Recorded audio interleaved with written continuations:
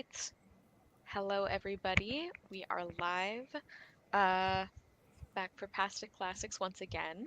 I should have gotten my book ready to show, but it's like one of those giant bind ups, and it's not here. There we go. The other one was audiobook, so I only have one of them to hold. So Me Yes, too, yes. Taylor. So yeah, we're going to be discussing two different stories today. We're going to do kind of a George MacDonald double feature. We have The Light Princess and The Day Boy and the Night Girl. Um, and I decided we're going to start with The Light Princess. I don't know why. It just Cool. made sense to me. So hello everybody. Yes, we have. I know Kier read the stories. Hello, Naina, supporting us as always. Love that. And I barely even gave her notice this time. Surprise, we have a live show. So Taylor and Julia, I don't know if you guys want to do like a super quick intro maybe. Um, and at the same time, I'd like you guys to talk about any kind of prior reading experience you have with fairy tales or sort of like similar stories. Because I know that you both said that you have not read George MacDonald before. So I Mhm. just thought it'd be interesting to contextualize the stories based on like if you've read one of the original Beauty and the Beast stories or anything like that, or like those collections of fairy tales. So if you want to combine that with your intro. Cool. Julie, Sorry, you I'm wanna looking go at Nana's first? comment where she goes, Mm, luckily I have the notifications for all your channels on. Well, there thank you you. go. She's prepared. She knows. Love that. I know she knows that she's not going to get any warning, so she better. She's like, I've got 24 hours max to find out what's going on. Are you Yeah, a true fan of Past Classics if you know 48 hours ahead of time that we're having a live show? yeah, Yeah. If you know sooner than that, then you're one of the three people on screen right right. now. Well, I don't mind starting. So yeah, I'm Julia. My channel is Shakespeare and such. I don't know what that voice was. Hey guys. Um, and I read a lot of classics, historical fiction, romance, some fantasy. I don't usually describe myself as a fantasy reader, but then when I start to list a lot of my favorite books, I'm like, a lot of fantasy snuck in here. That's suspicious. And just a nice little mix of everything. And as for like classic fairy tales, I don't think I've read a lot of the sort of like classic fairy tales in what you think of like the Disney sense of fairy tales. Like I don't think I've read any of those. I know I've read Alice in Wonderland. It's kind of the only one that comes to mind, which is surprising and also suspicious to me. I feel like I'm forgetting one, but that's probably like the closest thing to like a classic fairy tale that I've read. Um, yeah, that's all I can think of. So I'm not well versed. Read a lot of fairy tale retellings, Yes. but not the originals. Good to know. So I'm Taylor from Page Screen Taylor. I don't post, but I actually am going to be posting soon. I have a tripod that I just bought right there. Yes. So I read mostly romance, actually, a lot of romance books. I read uh, nonfiction, actually. I've been on a bit of a nonfiction streak, mostly reading books about animal attacks. Oh, That's not what I expected. I know. It's kind of like reading true crime, but there is less like guilt in it because it's like, well, it's an animal. It didn't go out with the intention of doing anything. Right. There was no ethical problem here. They're just doing what they do. And classics and sci-fi and fantasy. And in terms of fairy tales, I've read quite a few. I've always had a great love for fairy tales, particularly Beauty and the Beast, which I've read, and Cinderella. I've also read, I believe it's the Haitian version called, and excuse my terrible French accent, but Cendrillon. No, you know what? Never mind. I am not even. It's so bad. I've read the Chinese version of Cinderella, which I can't remember the name of right now, but that one's disturbing. There's some like very freaky, like older fairy tales. I mean, if you are even familiar with like the original Little Mermaid by Hans Christian Yeah. Andersen, devastating. It is so sad. Like Yeah. Yeah, I read the original Hans Christian Andersen one when I was a kid, thinking it was going to be like the Oh, Disney one. And poor 8-year-old me was like, now as an adult, traumatized. I find it like a very beautiful fairy tale. yes, But yes. back then I was like, where's Under the Sea? Right? You're like, where is my fun little Jamaican crab to lighten the tension? There's Like, not a single Jamaican here. um, and I've read a lot of the Grimm's Brothers ones, so mhm, Little Red Riding Hood, Hansel and Gretel, um, those. yeah. Hmm. And they're really good. And as a side note, if you ever want a good Beauty and the Beast adaptation, there's a Czech version out where instead of like a sort of mammalian beast, he's just a bird. I love it. A bird. That He's would a make an bird and he's amazing a total freak ballet. about it. Mm. What did you There's say, how to Taylor? make I'm things. sorry. He's a bird and he's a total freak about it. Oh, apologies, Nana. Actually, Sebastian is actually a lobster. Is that true? Like no, it's it's been not true. never mind. Julia says you're wrong. He's a hermit Um, crab. Kier did not know that animal attack nonfiction was a genre, so we're all learning things today. Yeah. Um, okay, so that's great, Taylor. You've got like quite a bit of background. Because I think that it's going to be really interesting to discuss, especially the Light Princess, in terms of how it might be different from some of the other kind of original fairy tales. I mean, I guess this one, it's more of like a fairy story, like a fairy tale story that he created rather than like one Mhm. of those iconic ones that a lot of people know about. But I think it's still interesting. So before we get into discussion any further, I want to go over content notes very quickly. Um, for the Light Princess, there's a lot of discussion of Sorry. grief, um, also abuse, and there is some very insensitive portrayal of Asian characters. They're there for like 1.5 chapters. They don't need to be. It's very uncomfortable. So, So I don't know if unnecessary. your so copy had unnecessary. illustrations, but mine did. And I saw the illustrations when flipping through the book Oh before. no. I like read it and I was like, oh, Ugh, maybe it's gonna be no, it won't be fine.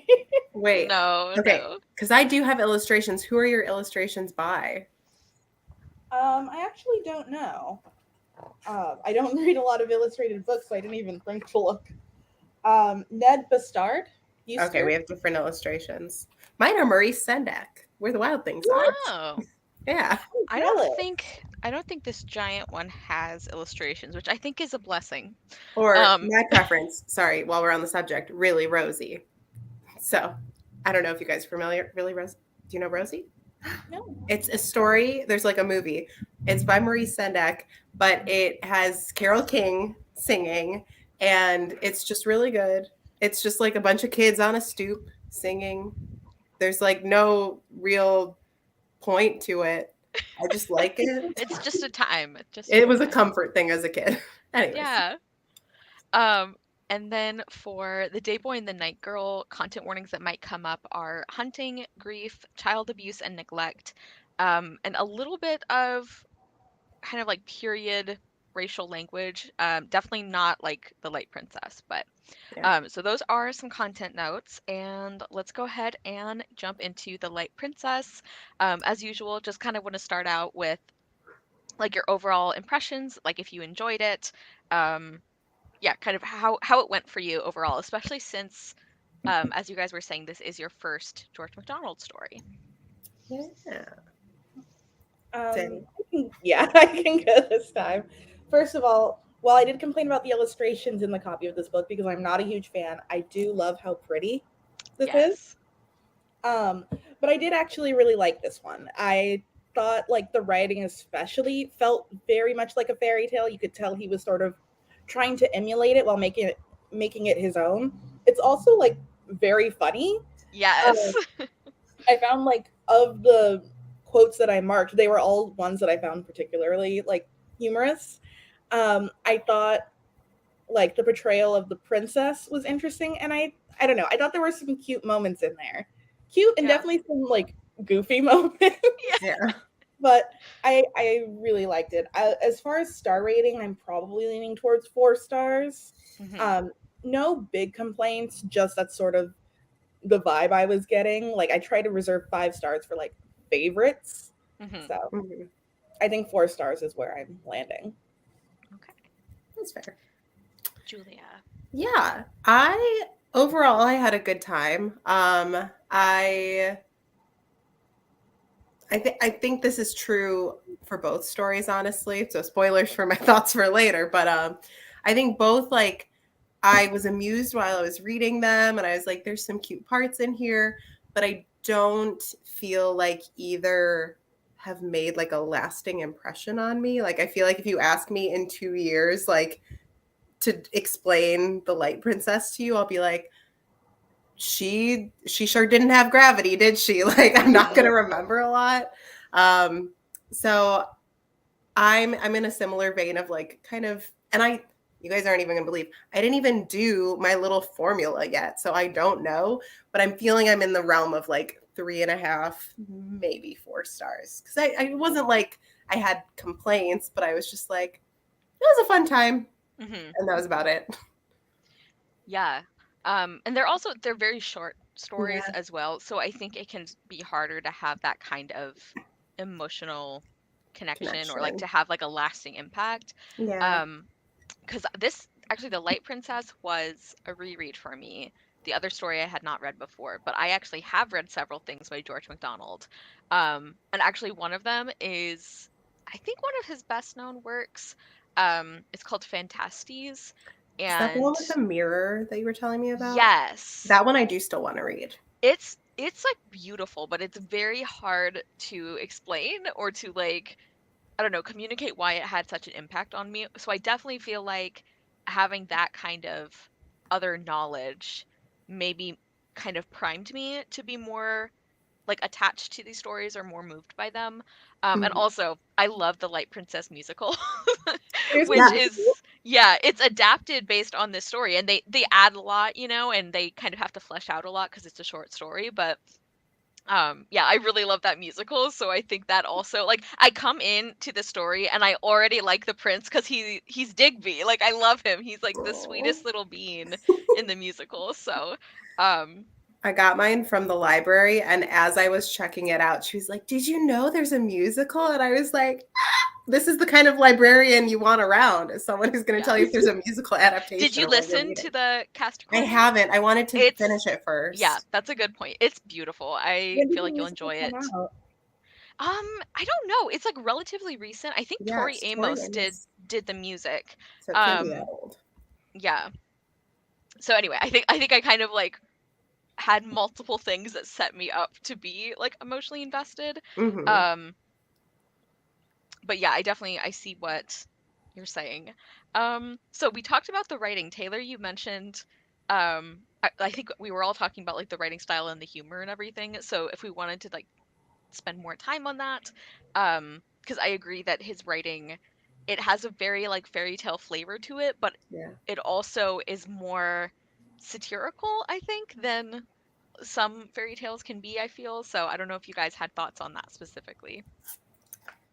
Yes. There's like I want to find an example because I can't think of one offhand, and it's going to drive me nuts, but I love it's like such a fairy tale thing to me. So probably to everyone, but that's like something I always think of in the writing when the narration is like so meta is not the word I want to use, but I love when a narrator is like, and this character showed up. I would tell you more about them, but they're not very important, or like something to Yes, that it's like effect. Like breaking the I fourth always love. wall. Yeah. Yeah, yeah. I know. I love that as well, and I feel like George MacDonald does that especially well. Like I actually a lot of the quotes that I marked like Taylor are ones that I just thought were really funny. Yeah. Um, like when it says like the king with the tone of one who concludes an argument in which he has had only imaginary opponents and in which therefore he has come off triumphant, like that's just such a funny way to say that, which obviously we're going to have a quote section later, but if we want to share some along the way, that is also fine. But Yeah. So like when they heard that in order to refill the lake, someone would have to sacrifice themselves of their own like volition, in the first sentence or paragraph of chapter 13, this was very disheartening revelation. This was a very disheartening revelation to the king. Not only that he was unwilling to not that he was unwilling to sacrifice his subject, but that he was hopeless of finding a man willing to sacrifice himself. And I was yeah, yeah, he's like, oh, I'm not bothered about sacrificing Yeah. someone. I'm just like, oh, bummer, this is gonna be hard. Like, Yeah. I'll sacrifice whoever, but it has to be a volunteer. Ugh, yeah, man. also the fact that the king has like a money room where he goes and counts his money regularly. yeah. We will get to the king. It's giving Mr. Kier, Woodhouse. yes, except way worse because at least Mr. Or Woodhouse not is like Woodhouse, sorry, Mr. fairly Elliot. benign. Anne Elliot's dad. Yes, that is a good comparison. Kier It's also giving said Mr. Krabs, let's be she real. laughed so much during the Light Princess because like the meta humor is very Yeah. funny. Very good. Yeah, so actually since we started talking about the king, let's go out of order a little bit. How do we feel about him? And also, how do you think we were supposed to feel about him based on the story, in case those things are different? Yeah, I definitely got the vibe that this wasn't supposed to be like, oh, her dad, we love this character. Like, I very much got the vibe of like, this is a caricature of a king. Like, he cares about heirs, he cares about money. He's pretty selfish, even though he should be like looking out for all his people. So I didn't care for him very much. Yeah. Especially, I think what really like sealed the deal for me was when they were like, oh, she just needs to cry. I guess I could try beating her. I was like, I don't think that's the way to go about it. Yeah. I feel like there are 10 other ways to make her cry before you reach that. Yeah. Yeah. It says he straight up whipped her. Yeah. Like, yeah, it's I also think we're not supposed to like him. I think it's interesting because like there are scenes or lines that he has that are very like funny and silly, but I feel like that's often sort of covering up things that are actually really messed up, like the funny line about like, oh no, he's fine if he has to sacrifice somebody, but he just doesn't want to put the work in, like that kind of thing. um or like the scene where he's like whipping his daughter to try and like, you know, break this curse. And there's that really creepy part where it says like, because it doesn't work, and it says that like her, like she was still laughing, but her laughing sounded uncommonly like screaming. Yeah. Ugh. Which is terrifying, but is a very Genuinely effective eerie. description. What's that, Julia? I said, yeah, genuinely like eerie. I was like, oh no. Yeah, Mhm. yeah. So I definitely, Taylor, obviously I want to hear your thoughts as well, but I also feel like the king was intentionally like not a straight up like antagonist exactly, but definitely we're not supposed to be a fan. Yeah, what I how do I put this? Because the king has so many like comedic relief moments, it's also clear that he is like the comic relief much, and like the witch is the like antagonist. Yeah. And I do wonder if part of it, or part of why like there's this difference in how we see his actions of just casually whipping his daughter, which like the narrative is like, yeah, that's bad, but this is also a time period where, or George MacDonald was writing this in a time when boxing your kids' ears and like washing their mouth out with soap was like just Tuesday. So I Yeah. wonder if it was like meant to be like comedic, but it just doesn't translate through time. Yeah, that is 'Cause an like, interesting point. whipping wasn't like common, but corporal punishment was, Right. Yeah. which might make it a bit more consistent with the king's characterization, but it is not fun to read at all. Yeah. Yeah. But then I even feel like there could have been a different word choice, because if her like screams had sounded like crying or like wailing or something, like Yeah. that would have resonated as like, oh, almost but not quite, whereas like screaming was, I was like, I don't think she's okay. Yeah. Right. And I think like to me that feels like an intentional word choice by George Mhm. MacDonald, because like we're talking about how like good his language is, and like he's very Yeah. good with these descriptions. So I think I was definitely interpreting this as, yeah, probably readers of the time wouldn't have been as like repulsed by the king Yeah. as we are, but I do kind of get the feeling that we are supposed to judge him for the way that he treats like his family and like the people of the kingdom, especially when he's contrasted with the queen. Hmm. I think that's really interesting because I think like if they were both written that way, I think it would have felt more like, oh yeah, this is just a caricature of like monarchs, like they're, especially Yeah. ones in fairy tales that are so over the top and everything. But the queen is very different. Yeah. Uh so do we want to talk about the queen? Yeah. I Yeah. do. Oh, the mother? Sure. Yeah, let's talk Julia's like, about it, I Karen. I guess I could have a few thoughts on her. It like broke my heart. Sorry, I'm like starting again, but it made me so sad that she was like so concerned and sad for her daughter that she was just like going around like weeping and being like, this is not right. And that still her daughter's like, oh, mama, you're so funny. Haha, listen to you go on. And it's like, no, this is the problem. Yeah. Stop. Like, it was so sad to me. Yeah. I like that she's like smarter than the king because she'll like Yes. bring up arguments as to why like having a daughter who floats is probably a bad idea. And I think it says something like the king hated all like witticisms or He something. hates puns. Yeah. Right. So for the king hated all witticisms and punning especially. Yeah. Yes. Yes. Um Yeah, I like personally loved the queen as a character, and I like that she is such a likable character, rather than just, being like the king or being like an obstacle. Um, I enjoyed very much every time she won an argument with the king, and I respect too that she's very like, listen, I'm not gonna start something. I'm not gonna like start a fight for no reason. But like eventually she gets to the point where it's like, you are being so stupid right now. I have to explain this to you. Hmm. I love that. Um, and yeah, I thought it was very like moving, like even though there is a lot of humor in this story, like I feel like the queen is one of the people, the queen and the prince, Yeah. who like genuinely recognizes like this is not actually a good way to live. Like you're happy about it, but that's because like you don't know any better almost. Like you don't even have the option of being unhappy about it. Yeah. Um yeah. Yeah. Oh, Kier says, I found the intro with the sister not being invited and then cursing her. Very Sleeping Beauty. Also, that Hmm. he'd forgotten her, which was understandable because their father had taken her out of the will. Yeah. I love too one of the funny lines that's like, it's describing like how she just showed up to crash like the party, Hmm. and it's talking about how she wasn't invited, and then it's like, and then she decided that she would make everybody else miserable too, like the princess she is. Yeah. Well, and Okay. also the fact that the king thought that he had invited her because she showed up anyway. So he Yeah. wasn't even like, "Oh my god, so sorry for the invite," or like horrified. He Yeah. was just like, "Hey, thanks for coming."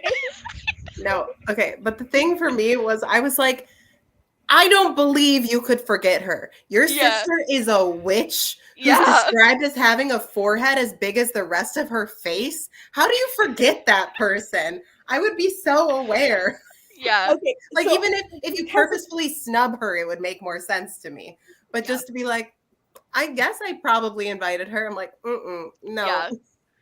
I have an illustration of the witch, and I will say the artist did go off with the forehead because Oh my God, please show it. this woman has a whole 5 head, which I can say because I have one too.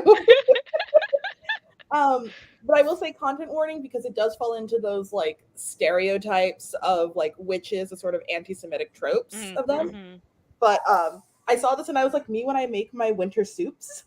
Oh my God. Me when I make my winter soups.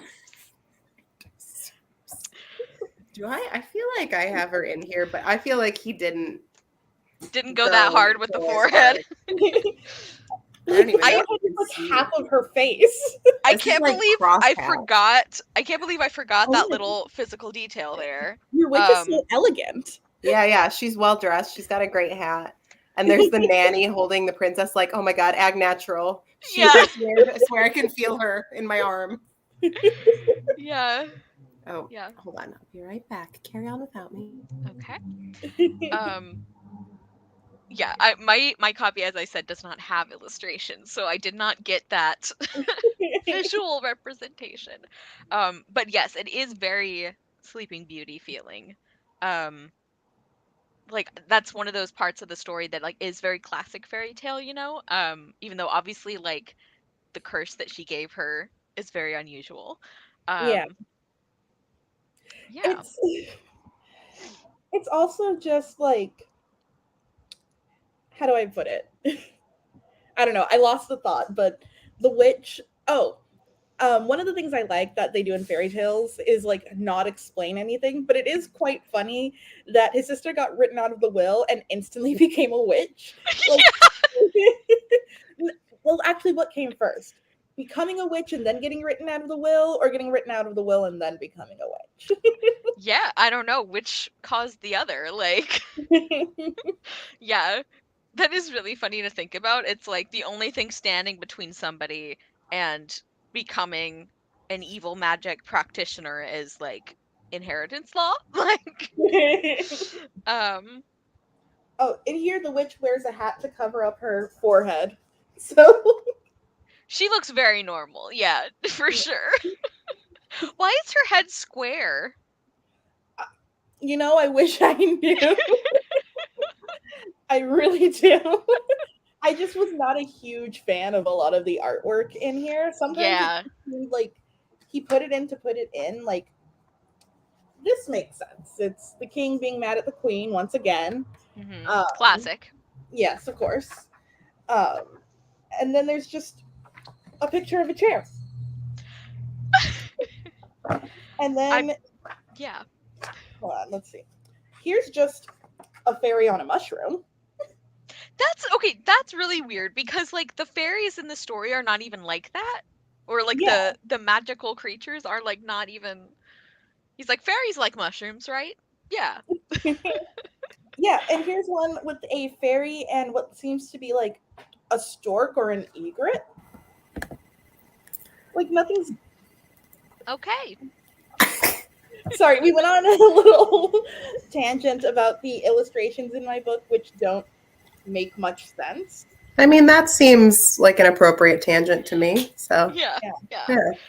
Um okay, so I kind of had us go like in reverse order for the characters. So let's talk about the main character. Yeah. Let's The talk about the minor princess. characters first. Yeah, the princess herself.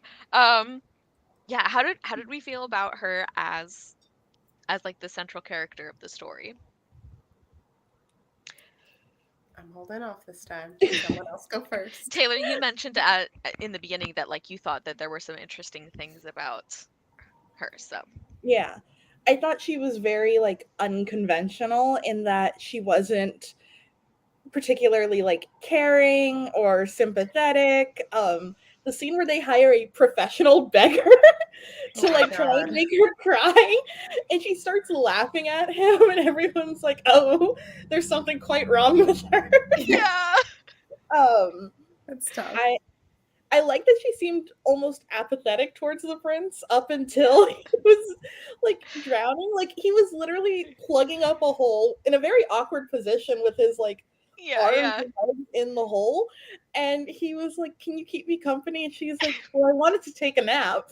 I know. And she does. Like Yeah. she's like, "Okay, like you're doing fine." Like and he's like, "Hey, so I'm kind of also starving to death and that wouldn't help you." And she's like, "Fine, I guess I'll give you some bread." Like Yeah. If I don't get to eat, maybe the lake won't fill up. Oh, okay. Good point. Here you go. Yeah, I just thought that was very funny because I feel like usually it's the woman who is very like sensitive and yes. caring and selfless, very self-sacrificial, and in this one she is selfish, which is sort of presented as a character flaw, but I also find it quite funny. Yeah. um And just and refreshing. Like the princess yeah. kind of sucks. Like Well, and I think that's like a good thing because even though it made it really hard to like her, I was like, this is not who I want to be reading about. One, it sets us up for a very sweet prince, which we love. We love to see. He's But very also, earnest. I yeah, he is. I mean, he's like making up songs for her. Okay, like hello. But also, how was I trying to say that? Sorry. I like that it's not just like, oh, she's got a character flaw, she's a selfish princess. It's like, no, this curse impacted her literally and metaphorically. Like she like has no gravity. She can't find the seriousness in anything. It's just like Mhm. Yeah. whatever. And Yeah. I liked that part of it. And it Yeah. makes And I it very like cathartic at the end. Sorry, Kara, I didn't mean to no, like no, cut. no, no.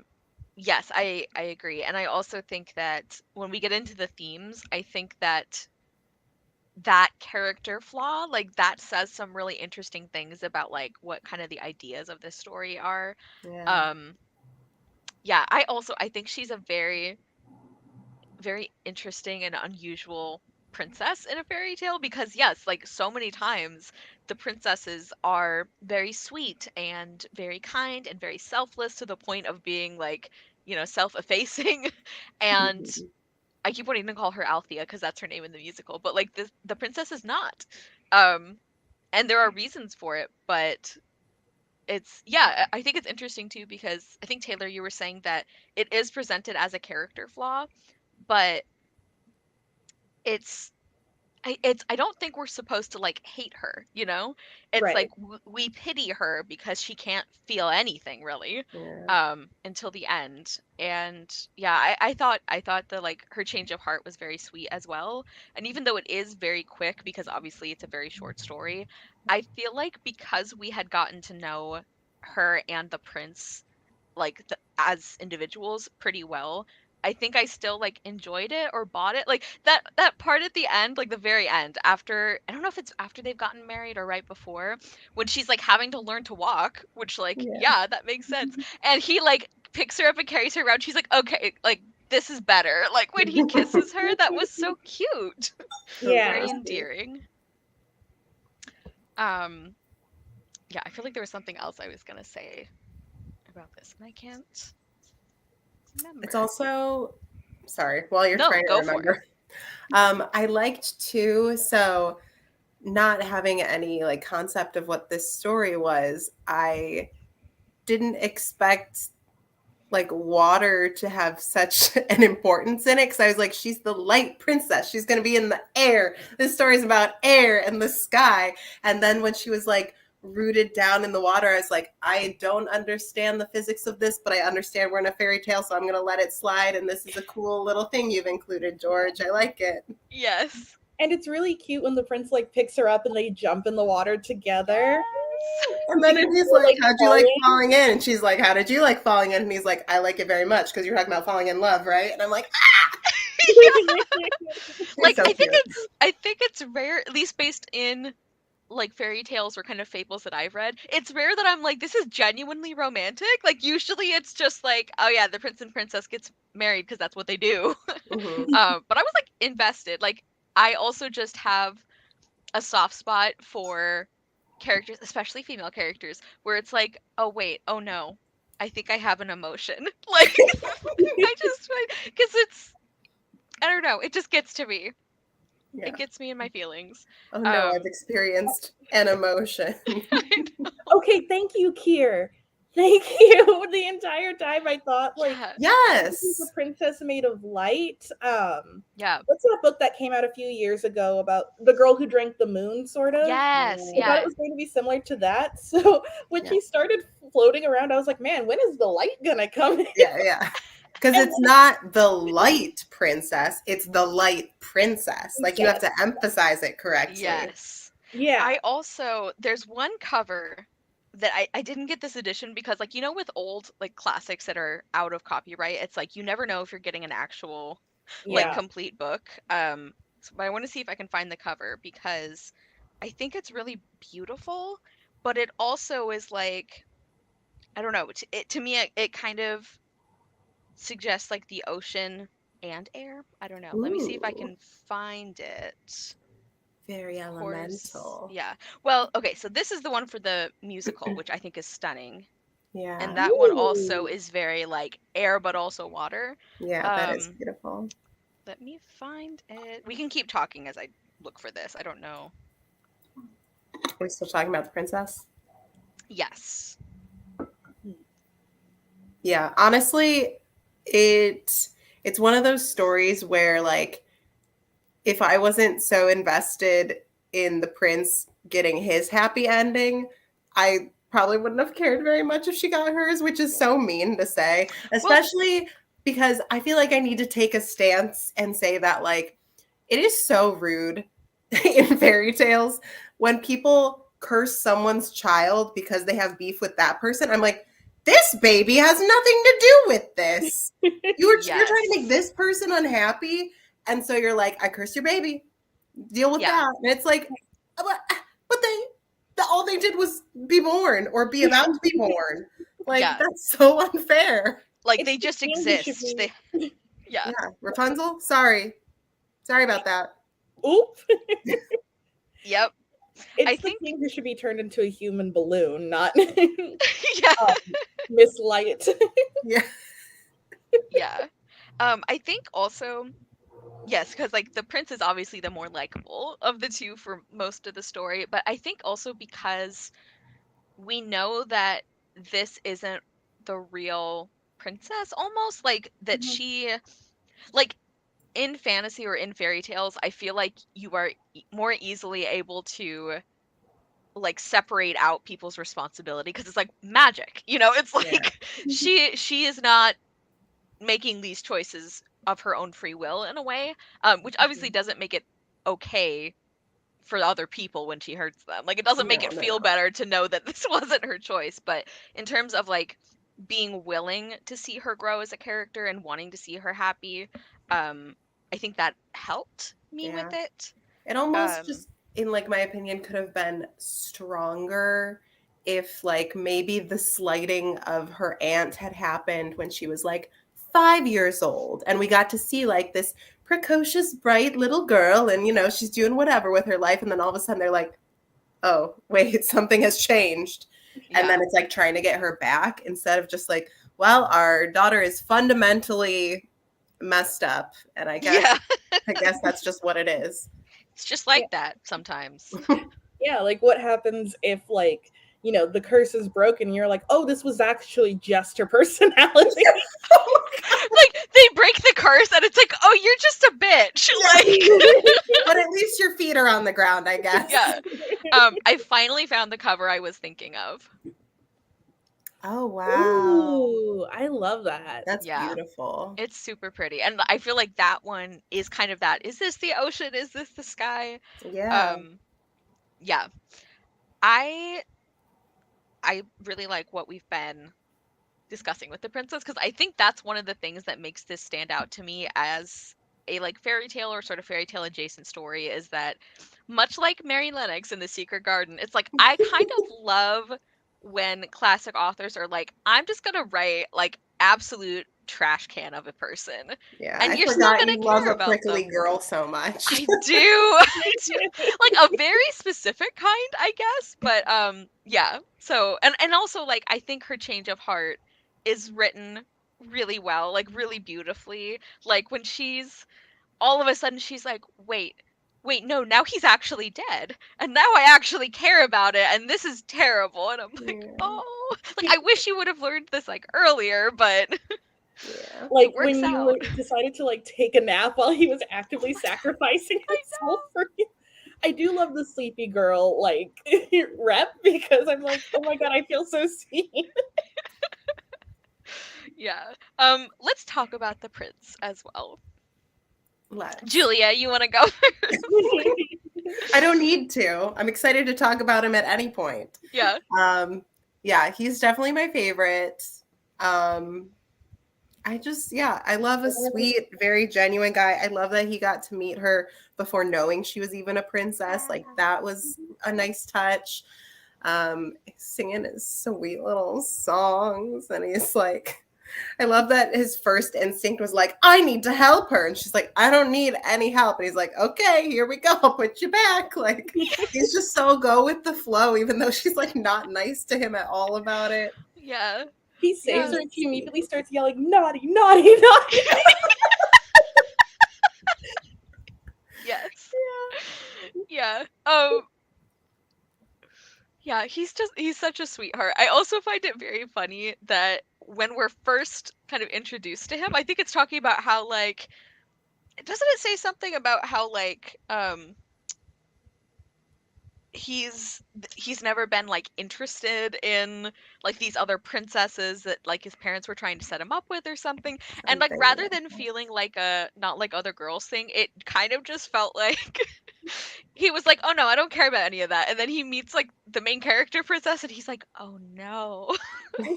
Oh no, I do care. Which I'm like, aw, very sweet. Which, to be fair, the princess is not like other girls because she does in fact float. She literally is not like other girls because she floats. Yeah, name another girl you know who floats in the sky all day. Yeah. Like in terms of physics, she is not like other girls. Yeah. Like, I wish that that's how she could introduce herself. I'm not like other girls. I was cursed to float forever. And then she just launches. Yeah. yeah.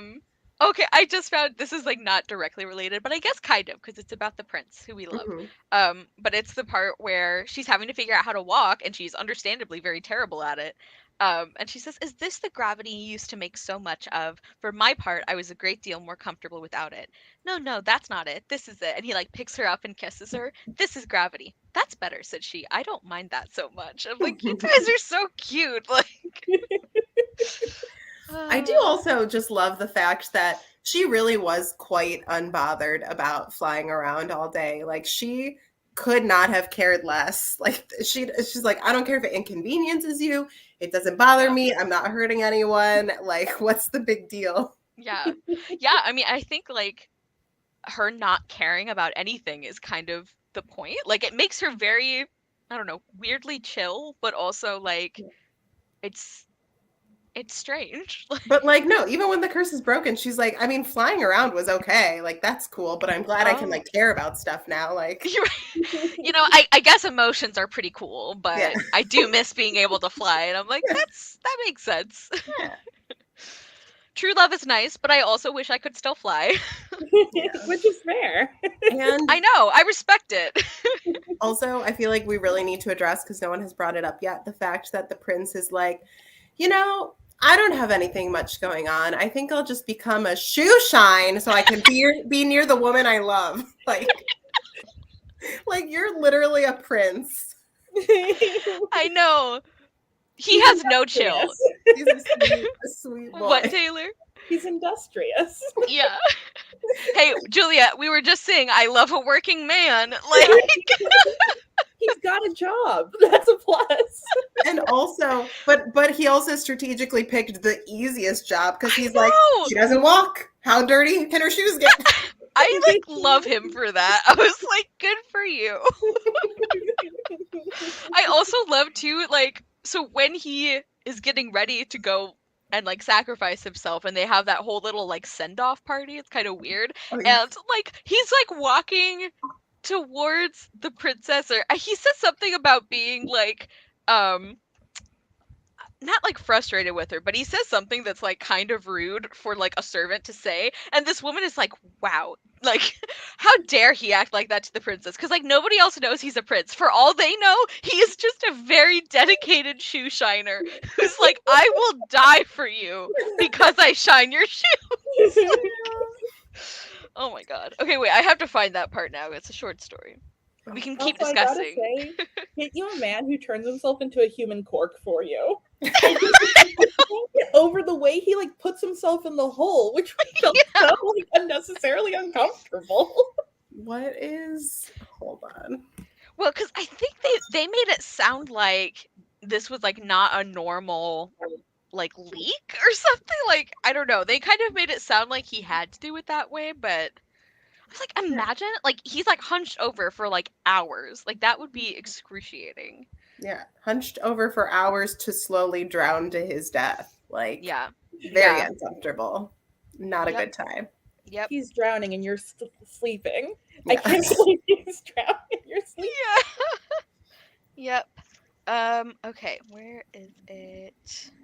Here's asking, has anyone read Miss Peregrine's Home for Peculiar Children? I have I not. haven't. I read the first one and I thought it was okay, but I don't remember.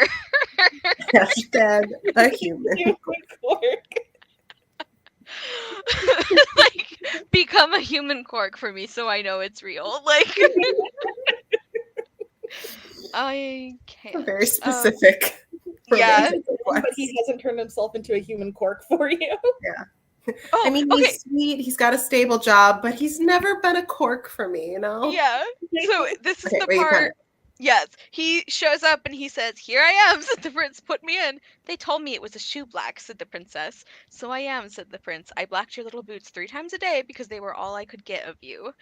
And then he's like just being very rude to her, and like the courtiers did not resent his bluntness, except by saying to each other that he was taking it out in impudence. It's like, which also, like, even if he was a regular shoe black, like, the man's about to die for this woman who does not care at all, and they're all like, all the other servants are like, somebody's getting uppity. Like, Oh, man. we love a man with dedication. Yeah. Yeah, we do. We really do. Yeah. Oh, yeah. What a good guy Just a sweetie Yeah. boy. he is. Okay, I think those are, I mean, there's honestly not that many characters, so I think we're pretty much done with those. Unless we want to talk about the witch specifically, I feel like she was more of just like an obstacle than Yeah. anything. Yeah. I do admire the fact that she's like, I cursed you. I didn't do a good enough job. We got to do another curse. And so she starts We'll help her out. drain the lake. Like, I know. She's like, goodness. I will cause a nationwide drought to get back at you. Like, not even her dad. Because as you Again. said, Julia, like, doesn't.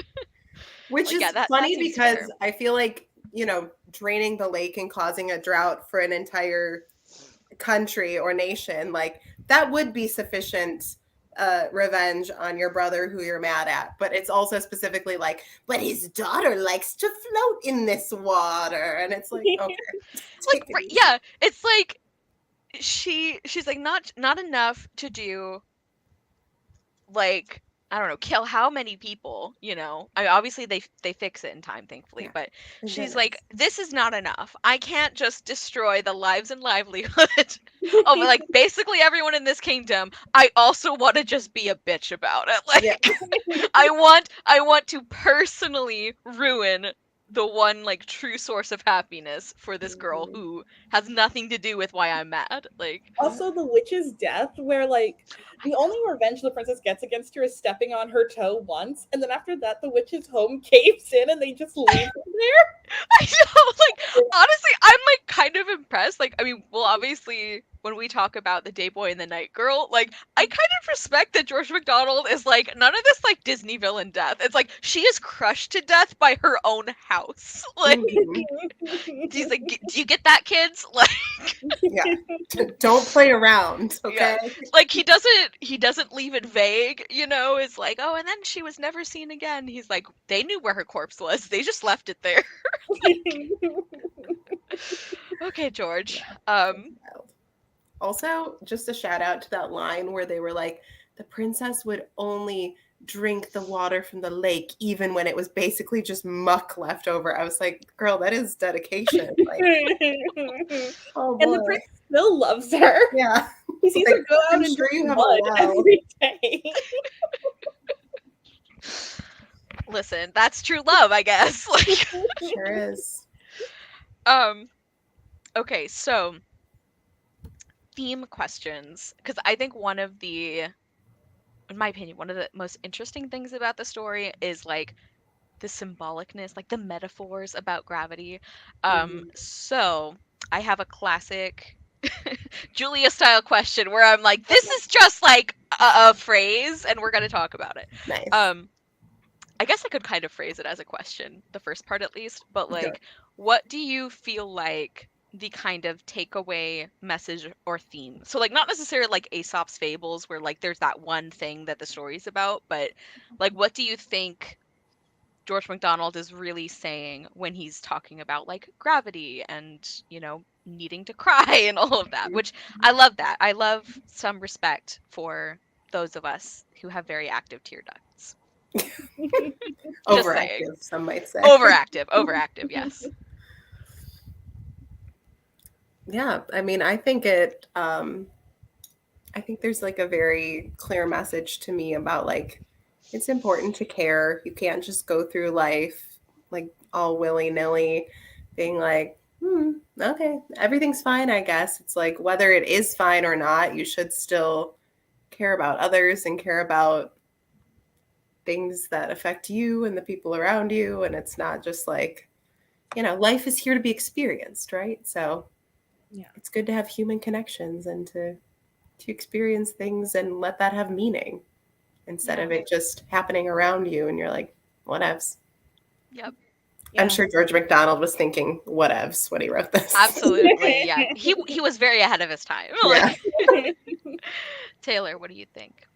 I think there's something really nice in the book about like the inevitability about feeling your emotions. Like, Mhm. they were trying all of these ways to get the princess to feel her emotions, but I think at the end of the day, this idea that like whether or not you put off what you're feeling, you're going to feel it and it's going to be so much heavier and it's going to weigh you down so much that it's just going to have this effect on you. And it's cathartic for the princess because like she's been so light the entire time, but she doesn't exactly enjoy being so nailed to the ground. And I feel like it's a sort of like leftover symptom of her just carrying everything and not really acknowledging the fact that, maybe seeing a beggar is sad, even if it's a professional beggar that your dad Yeah. had to make you sad. Yeah. Julia, I think, said it better than I did, but No, No, but I I'm think glad. I like that addition a lot.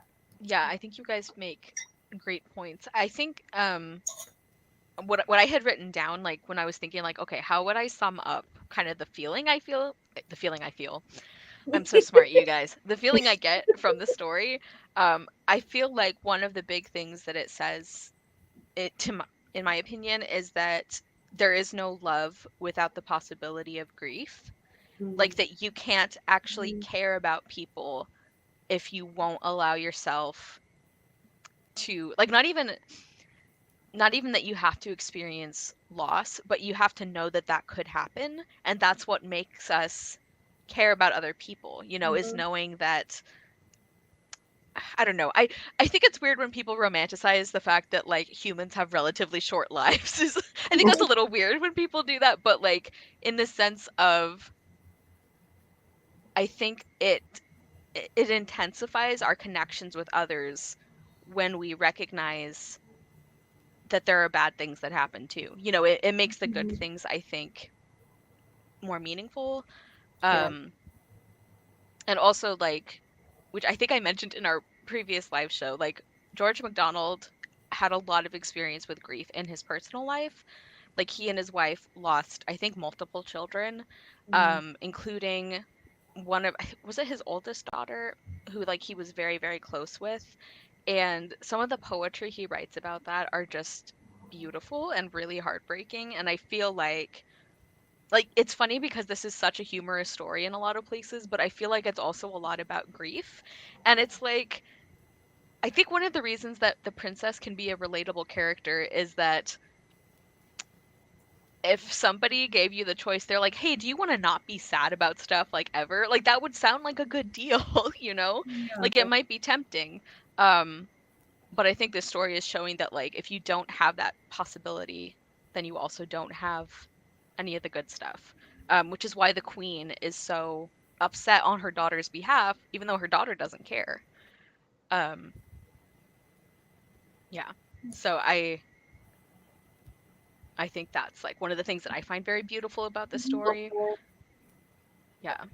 I didn't know that he had lost multiple kids, and I feel like that really puts into perspective, like Yeah. this sort of idea that you need to know that like the people you love aren't going to be around forever, and in some cases that is just by choice. Like, you know, Hmm. I think it's a hard truth that you realize when you get older that some people are in your life by choice.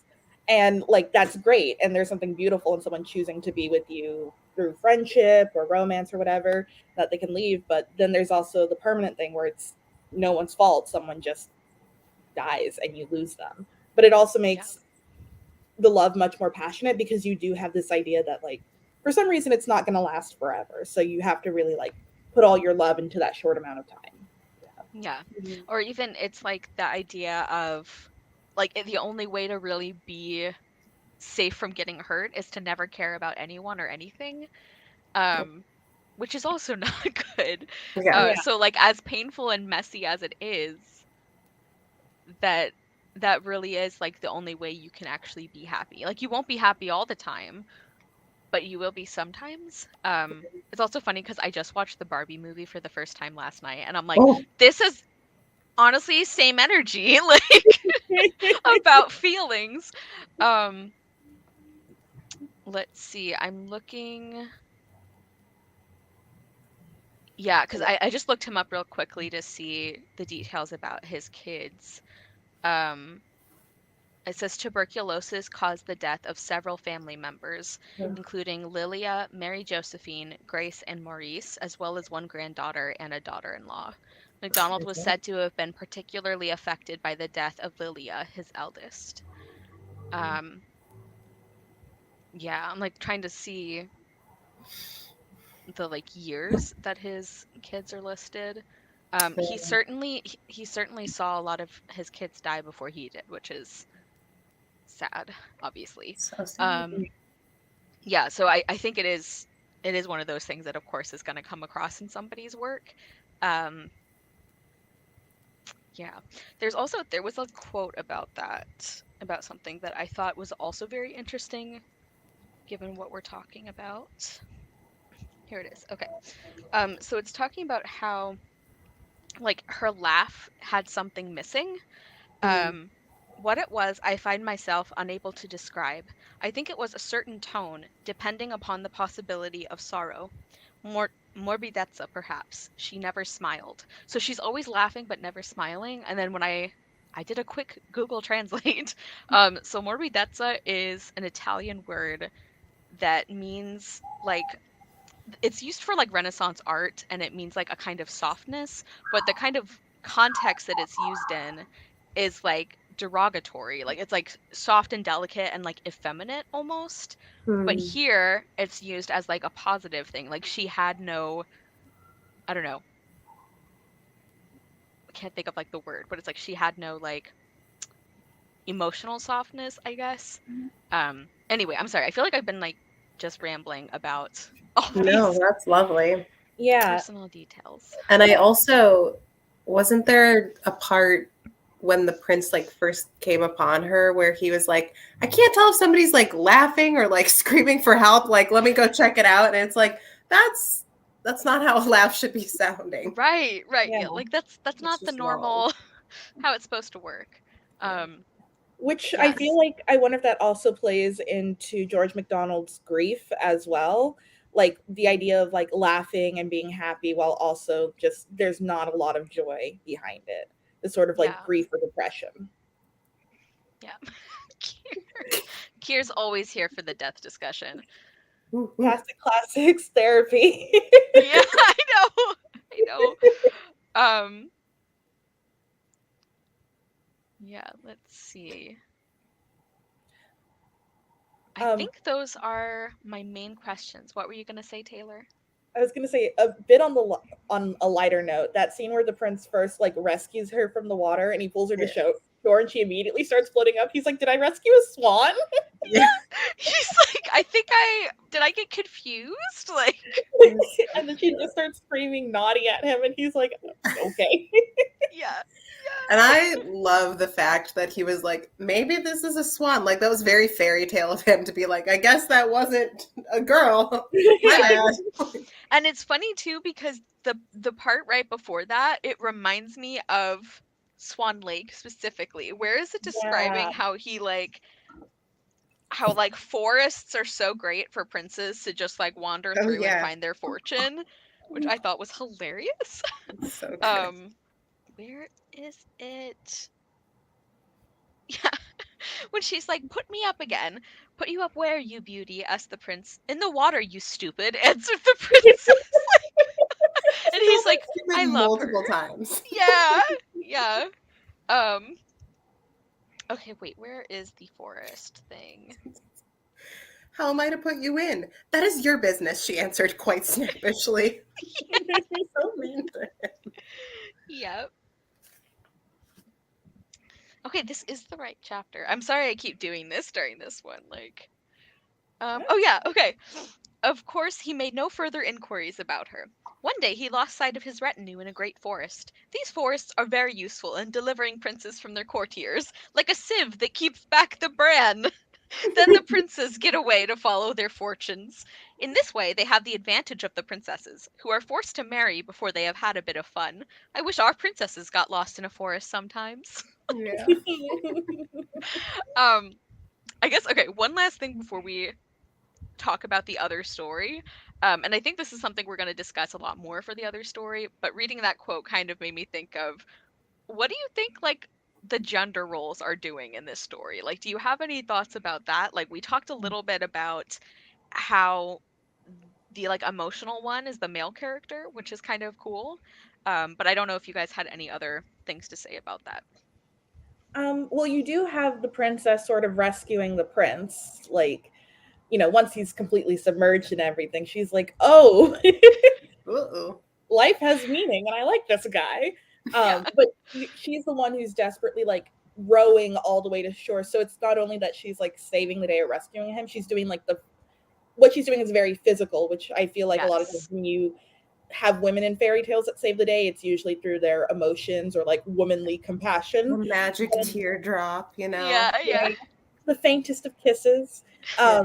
But in this case, she's the one like rowing him up, carrying him upstairs, and like trying to save him. And he's the one who's sort of like passive in this, even though he took Yeah. the active sort of role of being the person who self-sacrifices. He's kind of dead through all this. So Yeah. Mhm. And also the fact that that big act of self-sacrifice for the person you love, that tends to be the female character as well. Like especially that part where it's so sad because he like reasons it out and he's like, well, like if she's unhappy or if something happens to her, like I might as well just not be alive anyway. So really this is Mhm. just more efficient. And I'm like, my baby. But like that's something that I think that kind of almost like romanticizing that sort of like self-sacrifice like that I think is much more often applied to women. mhm, um and I think it's really interesting that the male character is the one who does that here. um Particularly like the like I will do it for my love because life has no meaning without her anyway. Like Yeah. I'm kind of, I don't know, it's weird to say refreshing because obviously it's like sad either way, but Our boy pulled a Romeo. he sure did, he sure yeah. did. Do you think the prince popped when she pulled him out?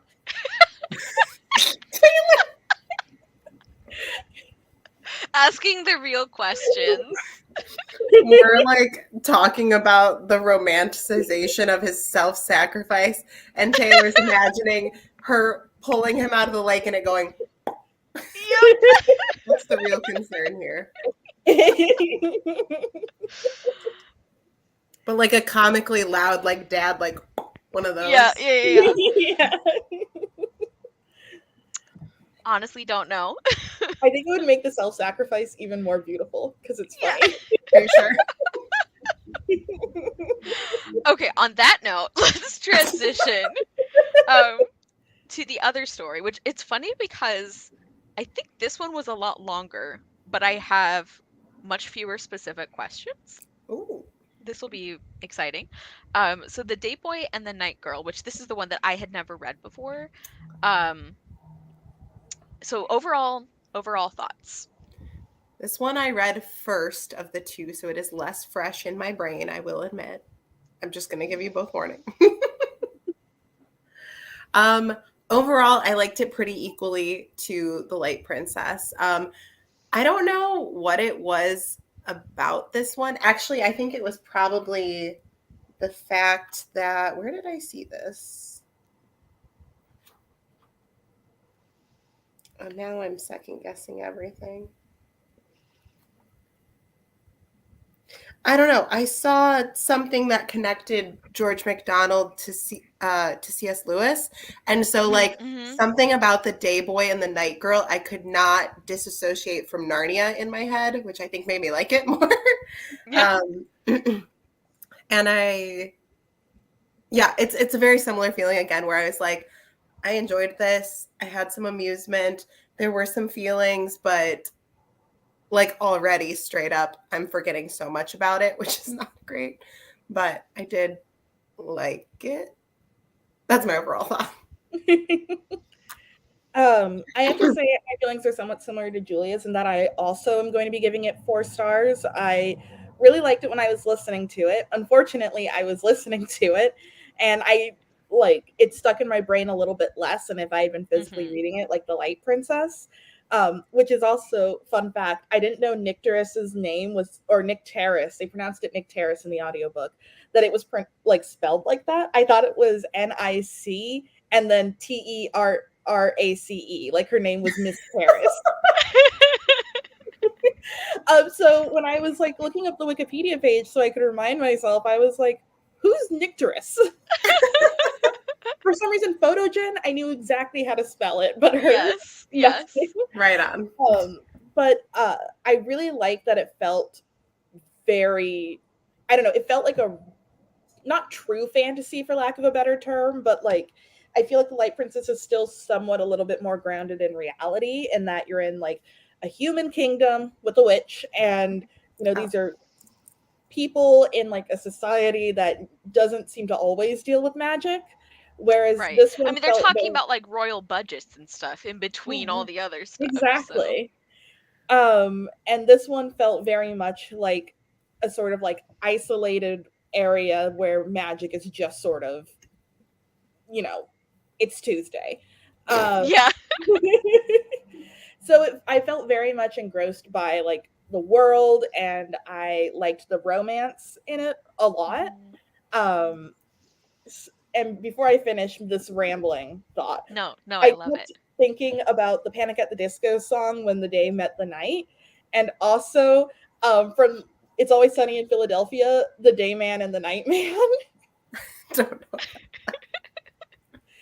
um, so yeah, lots to think about. Much to think Much about, to think Lots about. to think about. Much to think about. Julia. Yes, I it's funny like to think about which one I prefer more between the two stories because I think I was more surprised at the emotional impact of The Light Princess for me because it is so short. But yeah, there's a lot of the overall setup of the Day Boy and the Night Girl I really enjoy, and I also really like the romance. Like, I think what I'm Yeah. finding is that George MacDonald is one of those authors where it's like if there's some kind of like romantic relationship or other very significant relationship, it's like I can be pretty convinced by it even in just a few pages. Hello, baby. What do you think? Hmm. It's about time for Dinner, so he's getting a little bit Oh, screamy Nancy. and He says, wiggly. "Who cares about books? If I can't eat it, I don't care." Bendo says no. Um, yeah, so I'm still kind of figuring out how I feel about like how I would rate it because I Mhm. initially gave it a 5, but like I don't know that I like it more than the Light Princess, but also I sort of do. Anyway, I much to think about. Mhm. I need to process. Okay, so let's talk about if we had different thoughts about the writing here, because I think it does feel a little different in style from the Light Princess. Um, but I want to know if you guys agree with that. Do you think that it felt a little different in terms of the amount of humor or like the kind of style that he used? It definitely didn't have that sort of satirical edge that I feel like the Light Princess really had. Hmm. Um, the writing still felt very much like it was inspired by your classic fairy tales, but yeah, not much else stuck with me other than I like the writing style. It did feel like a fairy tale. Um, and it wasn't as funny, but it felt very like earnest and sweet. Yeah. Yeah, I think like this story even more than The Light Princess, it struck me the way that he would use description in a way that felt very emotional. Like a lot of the highlights, because I ended up reading a PDF copy because I couldn't find my print one in time. But like describing the witch as having a wolf in her mind, I Mm, think Mhm. is so interesting.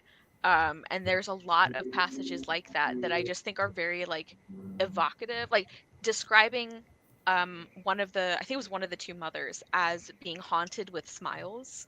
mm, Yeah. Um, let's see, holding her ever in an atmosphere of sweet sorrow. Um, yeah, I just think that is really beautiful and really interesting. Like I feel like the emotional element and like the way that he can do characterization almost in terms of these Mhm. like pretty descriptions. I don't know if any of this is making sense. yeah, I like Um, it. This is great thank for you me. guys. I needed a refresher because when you were talking about like, oh, what'd you think of the writing in this one? The first thing my brain remembered was like, he made wind sound so sexy. Why was the wind so sexy? He was caressing her, and I was like, Yeah, yeah, yeah. wow, what a choice. When George MacDonald writes about wind. Yeah. Yeah. Yeah. And that it felt very much like a fairy tale too. But Kara, you're right. I agree with what you're saying. I just didn't remember these examples. So. Well, I mean, I had highlighted them on the PDF, which is why I remembered them. So, is that really remembering? I don't know. You Um, remembered to notice them apparently, which I did not. yes. Yes. And I think that this story is much more internal than the Light Yeah. Princess. Like, because obviously the Light Princess does deal a lot with like emotions and character growth and everything. But I feel like Nycteris especially, well, I guess Photogen equally, like the story is very focused on their like inner life and how they're like changing. Um, and like some of the really beautiful lines I think also were very effective in terms of the characters because it's talking about how Nycteris, I mean she's been raised in like this little dark hole basically. Yeah. um and she's like, well, she's not unhappy because she has enough to eat and she has somebody to talk to, but she desired nevertheless something more or different. She did not know what it was, and the nearest she could come to expressing it to herself was that she wanted more room.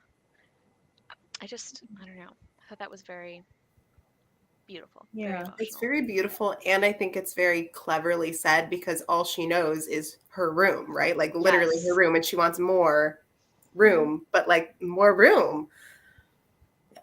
I feel Yeah, like there were a couple moments in that story where I was like, like the same way she felt about like the moon being like an extension of her lamp. I was like, oh, maybe. yeah. Yeah. And that made so much sense the way that she Yeah. reasoned it out about like, oh, this lamp must have broken too, like mine. And it's, yeah, I thought that was like very poignant.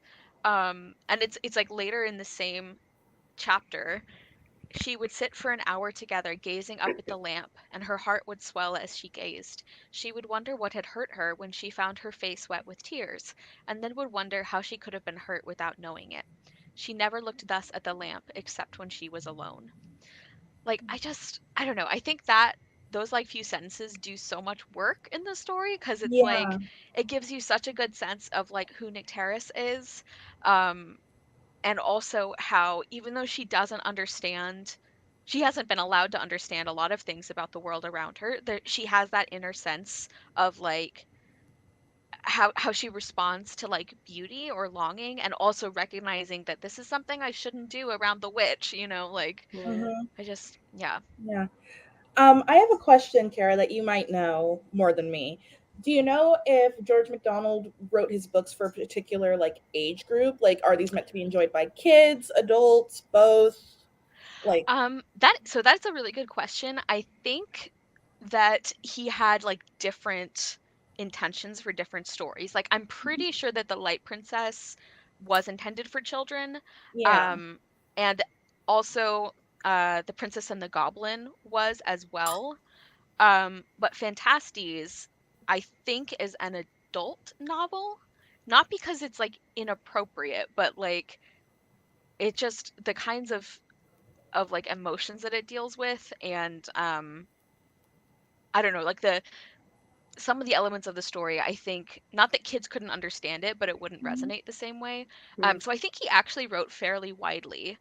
Um, and I also, from what I remember, I think he was also one of those writers where even though his fairy tales were like intended for children, I think he wrote them in a way that he was thinking would appeal to adults as well. Um, so of course we know I love him. Like I love that take. Um, Well, and I feel Yeah. like that's so like relevant still when we talk about like, like children's like animated movies or something. It's like, yes, the yes. intended audience is for children, but if the parents walk out going like, that was so dumb, like you didn't make a very good movie, there's Yeah. usually like a couple jokes or like something really heartfelt in the message of the movie that makes it like literally that, they call it like a family movie. It's not a children's movie, it's a family movie. Yeah. And I feel like Oh, that could be said for a lot of Right. fairy tales. yeah. Yes. I was thinking because like listening to the audiobook of The Day Boy and the Night Girl and thinking like, okay, this is something I could read to my kids, but the writing itself feels very much like it would resonate more like with an adult per se, Yeah. and like sort of the story as well.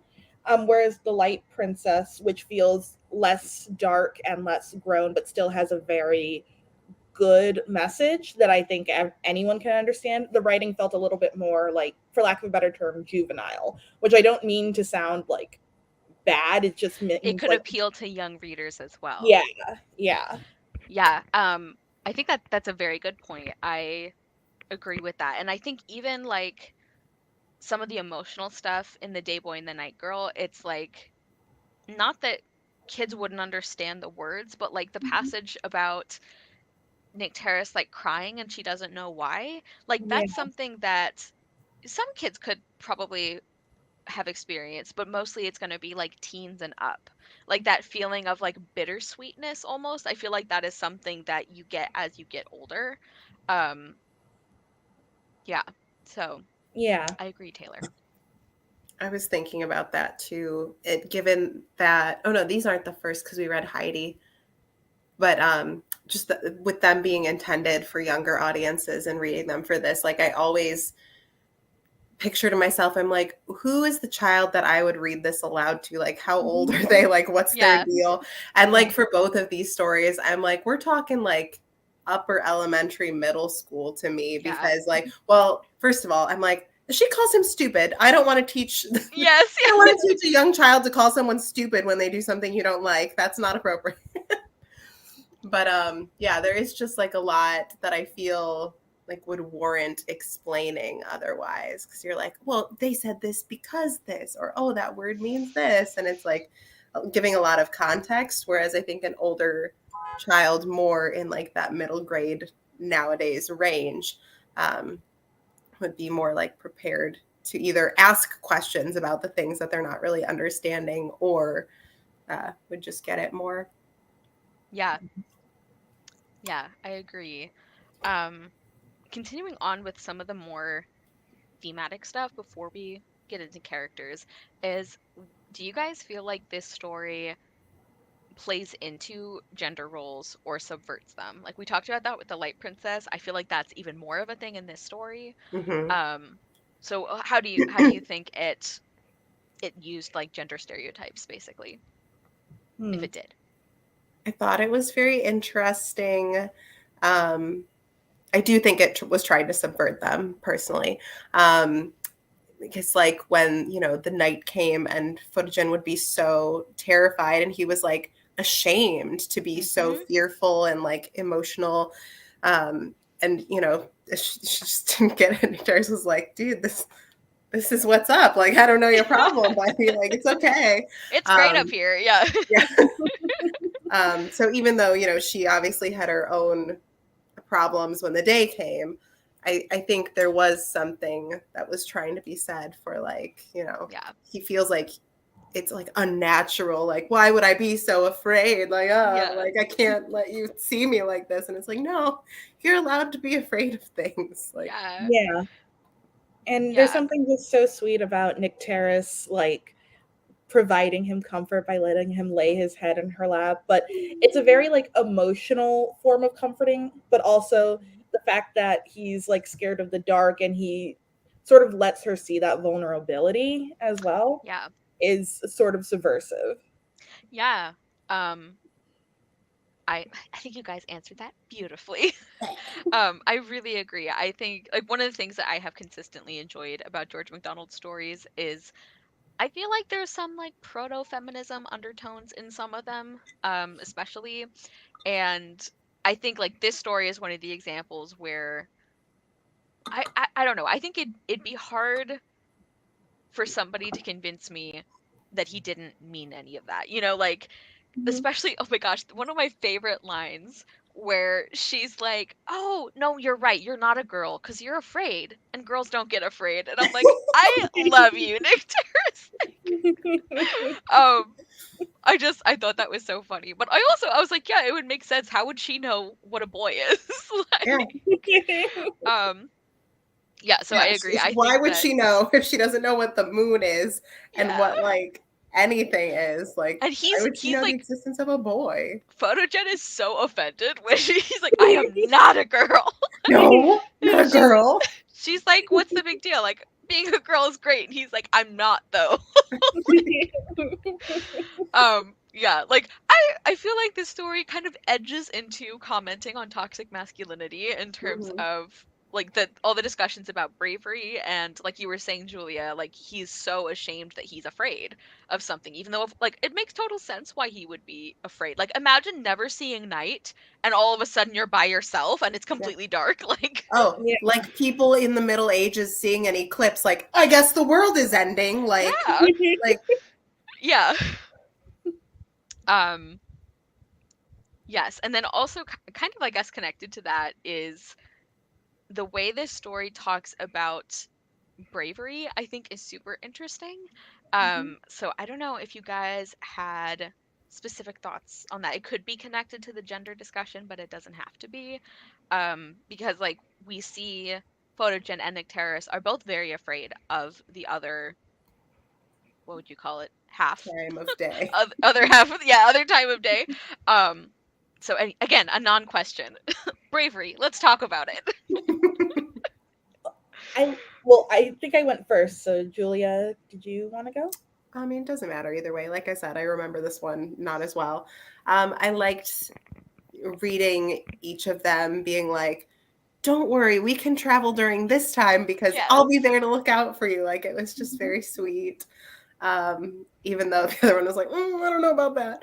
But I don't know. That was like the first thing that popped into my head was I just loved that both of their solutions was like, don't worry, I know you don't want to be out during the day or the night or whichever, but you'll have me to look out for you, which is Yeah. so Yeah. darling. Yeah, there was something very refreshing about the two of them sort of sharing, for lack of a better term, bravery. Yeah. Like, because I feel like a lot of fairy tales have like the man being the brave one, and then the subversive ones are like, well, the woman's saving the day. And in this one, it felt very much like they need each other. There's like this partnership, and there's Yes. nothing really wrong with either of the other two, but it was very refreshing to see them both rely on each other and like support each other so strongly. Yeah. Yeah. Um, and it was just very sweet. Yeah, I agree. I thought it was really really lovely and I do like that it felt so equal and so balanced between them. And I also appreciate too like we'll get into characters in a little bit here. Um but I will say to Photogen's credit, he pretty quickly is like, wow, I just like left her, you know, like as like she helped me when I was afraid, and then as soon as she was afraid, I was like, okay, bye. Like, so he does at least like recognize his mistakes, Hmm. um, and he does do better. So yeah, so I agree. I think that yeah, that the bravery. discussion was very well said. And I also think it's very interesting that like the discussion of like what makes courage, like is it something like sometimes you might think you're brave and it's because you haven't been tested. Like I think that Photogen really has to deal with that, and I think that's really interesting. Um when it says he was no longer the man he had known, or rather thought himself. The courage he had had was in no sense his own. He had only had courage, not been courageous. It had left him, and he could scarcely stand, certainly not stand straight, for not one of his joints could he make stiff or keep from trembling. He was but a spark of the sun, in himself nothing. Like I felt so bad for him. So even though he's being kind of a jerk to Nick Terrace sometimes, I Yeah. think one of the reasons I still felt sympathy for him is I'm like, yeah, he's having his entire like worldview and sense of self just like completely shattered. Um that's rough, buddy. Like I don't know. Excellent use of "That's rough, buddy" with the moon callback here. So I love Yeah, that. Great choice. bringing it back, bringing it back. Um yeah, so I don't know if you guys had thoughts on like that aspect, like the like courage means kind of having has to be an active thing. Yeah. Um, yeah, I don't know. I'm just agreement. That's all I've got for you. That works. That works. I also really love the line from later on that page. But as he ran, he grew able to run, gained courage at least to be a coward. Like Mm, I love George MacDonald's writing so much yeah. because That's really I think beautiful. that's very it's a very effective description. And I like understand what he means. It's like he's so afraid that he can't even run away. It's like the fight or flight, but he just freezes, which is like also a response people have. Mhm. Um, yeah, poor Photogen. Aw. Um, What a great name, though. right? The names are a lot. I love it. Um, yeah. Okay. And let's talk about the characters. There's really only three. I mean, Yeah. I guess five if you count the mothers, but they're not in it very much. Yeah. I Um, wish they were in it more. yeah, yeah. Um, No, because so seriously, like, oh my gosh, like what a tale I know. occurred to them. And I'm like, you're barely a part of the story, huh? Yeah. Yeah, yeah. And I think like Watho, I'm not sure how to say it. Like she is such an interesting and like terrifying antagonist because she's basically like, I could just do this experiment like with people. Yeah. I just could, so I will. Like that's like really disturbing. I was Um going to ask you because, like, I couldn't remember when listening to the audiobook, like, hearing anything about her motivations. But because, like, I don't know. I was like, did she just do that? Yeah. I Yeah. think she did. Like it was like a typical like evil scientist. Like I wonder what would happen. And I don't care if I hurt people, so let's find out. Um yeah. And again, we have a very a fairly decisive death scene for her at the end. Like Yeah. um which again I kind of appreciate that George MacDonald didn't try to cover that up. He was like, they're only gonna be safe if she's like dead. So Oh my like gosh. um And she gets yeah. eaten by animals, right? Yes, she does. That's Like, not right. even her, like, her corpse. What's that, Taylor? Not even like her, she's not alive. It's just her corpse, Yeah, right? yeah. They're like, oh, and if you thought she was dead, she's really She's dead. super Trust dead, me. you guys. Like, yeah. No one has ever been more dead than her. And I also think it makes a lot of sense how immediately Photogen and Nycteris are like, oh, sweet, we don't have to run away. Like, she Yeah. was Yeah. the only reason we had to leave. Now we can stay home where we Yeah. like it. It's Um, very funny. yeah. But like very practical. Yeah. They're like, oh, cool. Yeah, so Photogen and Nycteris, like, just how did you feel about them as characters? I think we all enjoyed their relationship and yeah, just like how sweet and how equal it was. Hmm. Um, and I love at the end, how did they say it? Let me see. I think it has to be one of the quotes I marked, but it's describing like, um, where is it? I even color coded them and I can't find anything.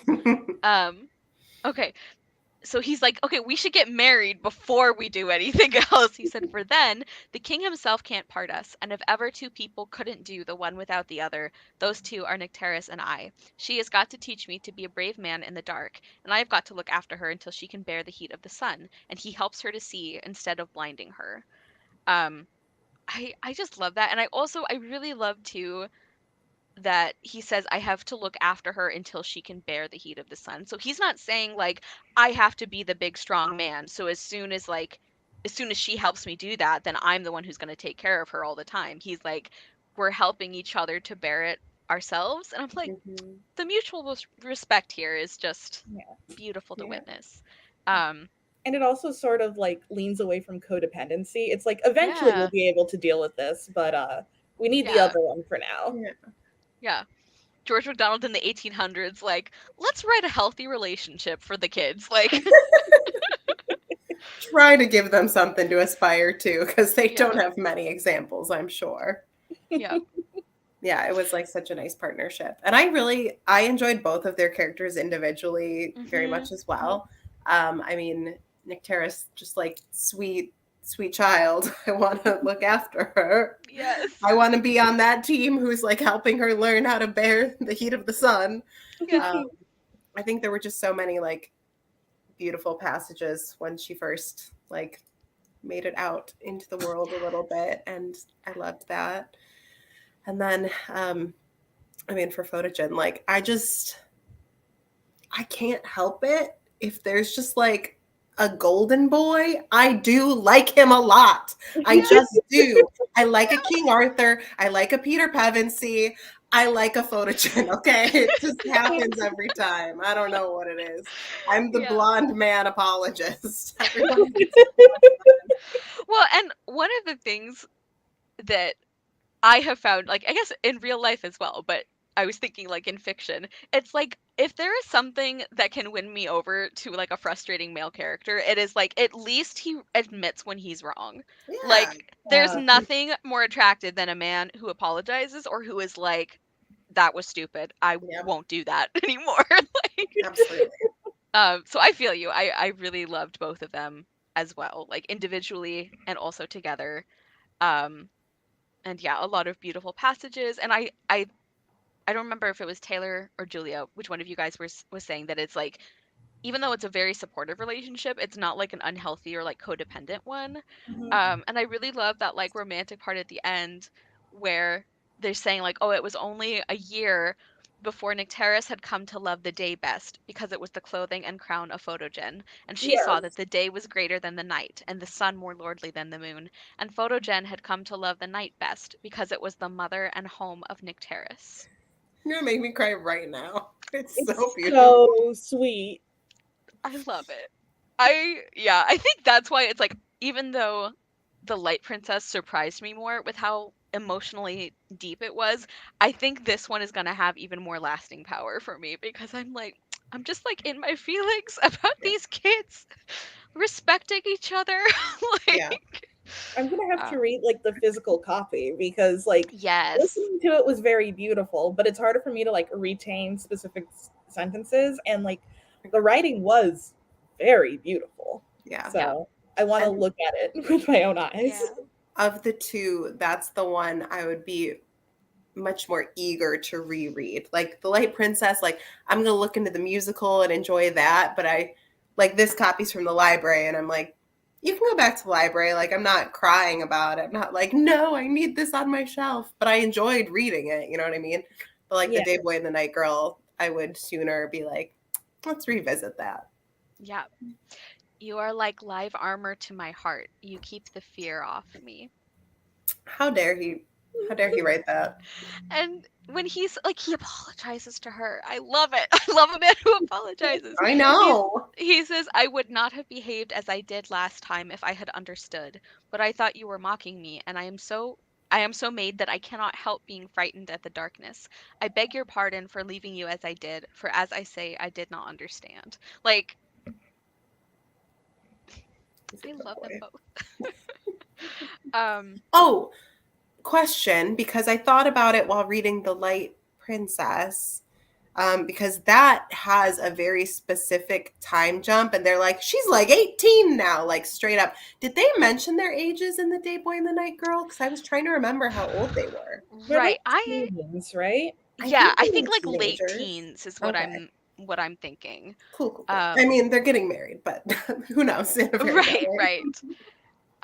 While we're talking, okay, yes, I love Nycteris as well. And um when it's describing, like you said, Julia, when like those getting to see her be outside for the first time, it like is so emotional and beautiful.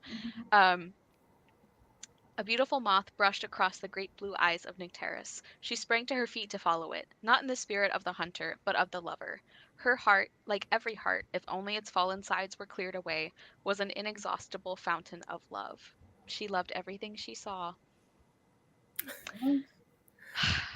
So are we So good. turning the Day Boy and the Night Girl into a musical Yeah, like or a movie? I need to I change my rating now that you've read so many of these good quotes back. yes, I love that. Um yeah, I think that's so beautiful. And also, another interesting fun fact about George MacDonald, that I think is interesting about specifically how his life might have affected like this story, um, which also might have mentioned in a previous live show. So I apologize if I'm repeating myself. But he was also a, let me check what denomination specifically. It says he was a congregational minister. And one of the things that I find super interesting is that a lot of his ideas were not terribly popular with other Victorians. Because he believed in things like universal salvation, which is that like you can be a good person and go to heaven even if you're not like this one specific kind of, Christian specifically. Um, and I think that's really interesting in the context of some of the some of the lines in this story, like this idea that like human nature can be good, like he wasn't a big fan of original sin. um and also there's one very, I guess, well-known story when he was younger, um and he had the concept of like predestination explained to him, which was basically like some people are just gonna go to hell and there's nothing you can do about it. And then he got really upset and he started crying because he was like, that's a horrible thing to happen to people. And they're like, oh no, like you're okay. You're one of the chosen. You'll be all right. And he's like still crying because he's like, Yeah. no, this is still horrible. So I'm like, I really love him as a person as well. Um, Well, it shows a sense of like selflessness too. He's like, fine, I'm going to heaven, but there are so many people who apparently are yeah, going to hell, and there's nothing they can do about it. yeah, yeah. And I think like especially at the time period he was living in, these were not very popular ideas. And like he was not big on like the fire and brimstone kind of like religion. So I just think he sounds like a pretty cool person, pretty cool guy.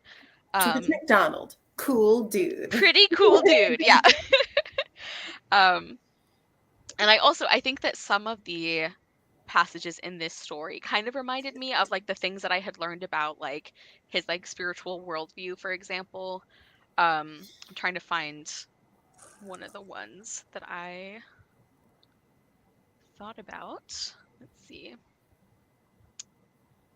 Um, we can talk about other things as I once again look for my quotes. um, okay, yeah. So it's saying like, um, how they were talking about how the two of them were brought together even through these horrible things that happened.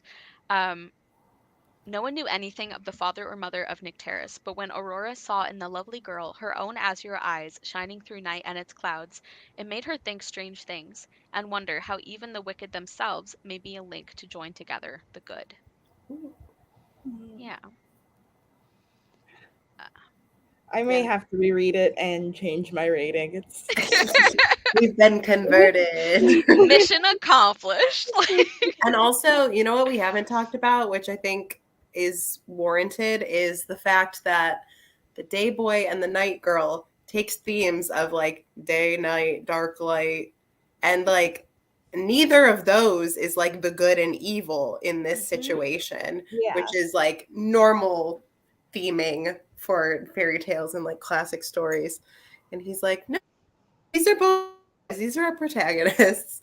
The witch is the problem, and her problem is she's just like selfish and evil, Evil. but Yeah. not because of the night. Yeah. She just did that. Yeah. I like that you mentioned that, Julia. That's a really good point. Like I think like the stories I have read from him Did so Bento just far. type a comment? Oh my gosh, he did. Well said, Bento. I couldn't agree more. Z. It looks like very high level mathematics. Like He really does that like 0 out of 0 0. Like what is yeah. Where did he get I've never seen that in What my life. what secrets do you know, Bento? It's like you don't get to find out. Um yeah. So anyway, I agree, Julia. I think that's a really cool thing about like the symbolism of the book doesn't at all fall into the like dark, night, evil. Um and even like I think he's like playing off of like Selene, like the goddess of the moon, Mhm. and then later Artemis, like the other Greek goddess of the moon, and then Mhm. for the sun it was Helios and Apollo. So it's like he Yeah. is kind of like referring to the same like, oh yes, the sun, brightness, like man, but Yeah. it's not in a way that feels like super stereotypical. Like when we were talking about bravery and everything, um, like Photogen is the one that we see like break down first, and I also think Yeah. like most severely. Yeah. Um, Yeah. For Nycteris, it feels like she's just more like incapacitated, but not yeah, like afraid. She's just like, I can't handle this. Yeah. Which I'm sure is realistic because her eyes are not used to sunlight. Oh, for yeah, Her real. eyeballs are literally burning. It's a yeah, physical concern. Yeah. yes, Um, absolutely. yeah. I don't know if there was a question. I'm trying to keep Bento from eating plastic. It's Good luck. DINEO time, and it's time for him Mhm. to act really dramatic. Like, Mama, Yeah. you have not fed me, so I must eat this Well, he's plastic. Mama, I'm succeeding. starving. I guess just kind of the last question I had is sort of we were already talking about, but like, is there any like specific symbolism that you guys want to talk about, or like especially like knowing now a little bit more about George MacDonald's life? Like I think when he's talking about the lamp, speaking of Narnia, Julia, it definitely reminded me of the scene in The Silver Chair when they're comparing Yeah. the lamp with the sun. Which I think makes sense because Kier was mentioning this earlier as well, but C.S. Lewis was very influenced by George MacDonald. Actually, a lot of authors were. Mhm. That must have Um, been what I had read that made me. yeah, yeah. Yeah, there were like a lot of people in the forward of my copy of the book that were like really invested in him or cited him as like one of their greatest like inspirations, like J.R.R. Tolkien, Yeah. Mhm. C.S. Lewis, as you mentioned. I want to see if there are any others. James Barrie, Oh. Yeah. William Butler, Oh, William I've read Peter Pan. Put that on my account. I've read Butler. Peter Pan. Sorry. um, Florence Nightingale, Oh. Madeline Langle? Langle? Yeah. Why would you do Wrinkle that, in buddy? Time. Benja just knocked over my Aztec temple. Oh no. Drama King. I know. I know. He says wrap it up, guys. Um He has no yeah, respect for culture. I No, not know. at I all. know. He doesn't realize that his mama is half Mexican. The disrespect, Bento. Yeah. No, look Um at what I'm yeah. wearing. Also, some of the authors, at least that like Wikipedia lists as being influenced by him, Neil Gaiman Oh, I can and see that. George Orwell. wow. I can see that Um less. Yeah. yeah, so very interesting guy. Um Okay. I think those are all the official questions. And I've kind of been sharing my quotes throughout. So I don't know if you guys had specific quotes or moments you want to talk about. Any um, kind of thoughts on either story? oh, Was super fast before we move on to like more positive things. I just wanted to quickly touch base on how not okay the Chinese representation was in The Light Yeah. Princess. It was Yes. very odd and unnecessary, Yes. and their names weren't great and also not Yes. Chinese. Yes. It's like, how is this racist and also inaccurate? Like, It, or not even inaccurate, but like, yeah, it it was reminded me, bad. what is that picture book that I loved as a child? But looking back now, I'm like, that's not okay. Yeah. Was it Ricky Tikki Tembo? Because that was, Yes. I loved Ricky Tikki Tembo as a kid, and then one day I thought about it and I was like, wait a minute. Yeah. No, absolutely Hold not. on. Yeah. Yeah. And the thing too, like, it just, there's, there's no reason that those two advisors had to be Asian. Like, just why? Why, Yeah. George MacDonald? Why? Like, Like I the chapter 7 try metaphysics, it has like a photo of the two like Chinese physicians, Do we want to know? and one of them is just throwing a paper airplane and the other one is playing with a yo-yo, Excuse me? and the yo-yo, that's hold on, weird. Were paper airplanes this is invented in for China? a weird photo.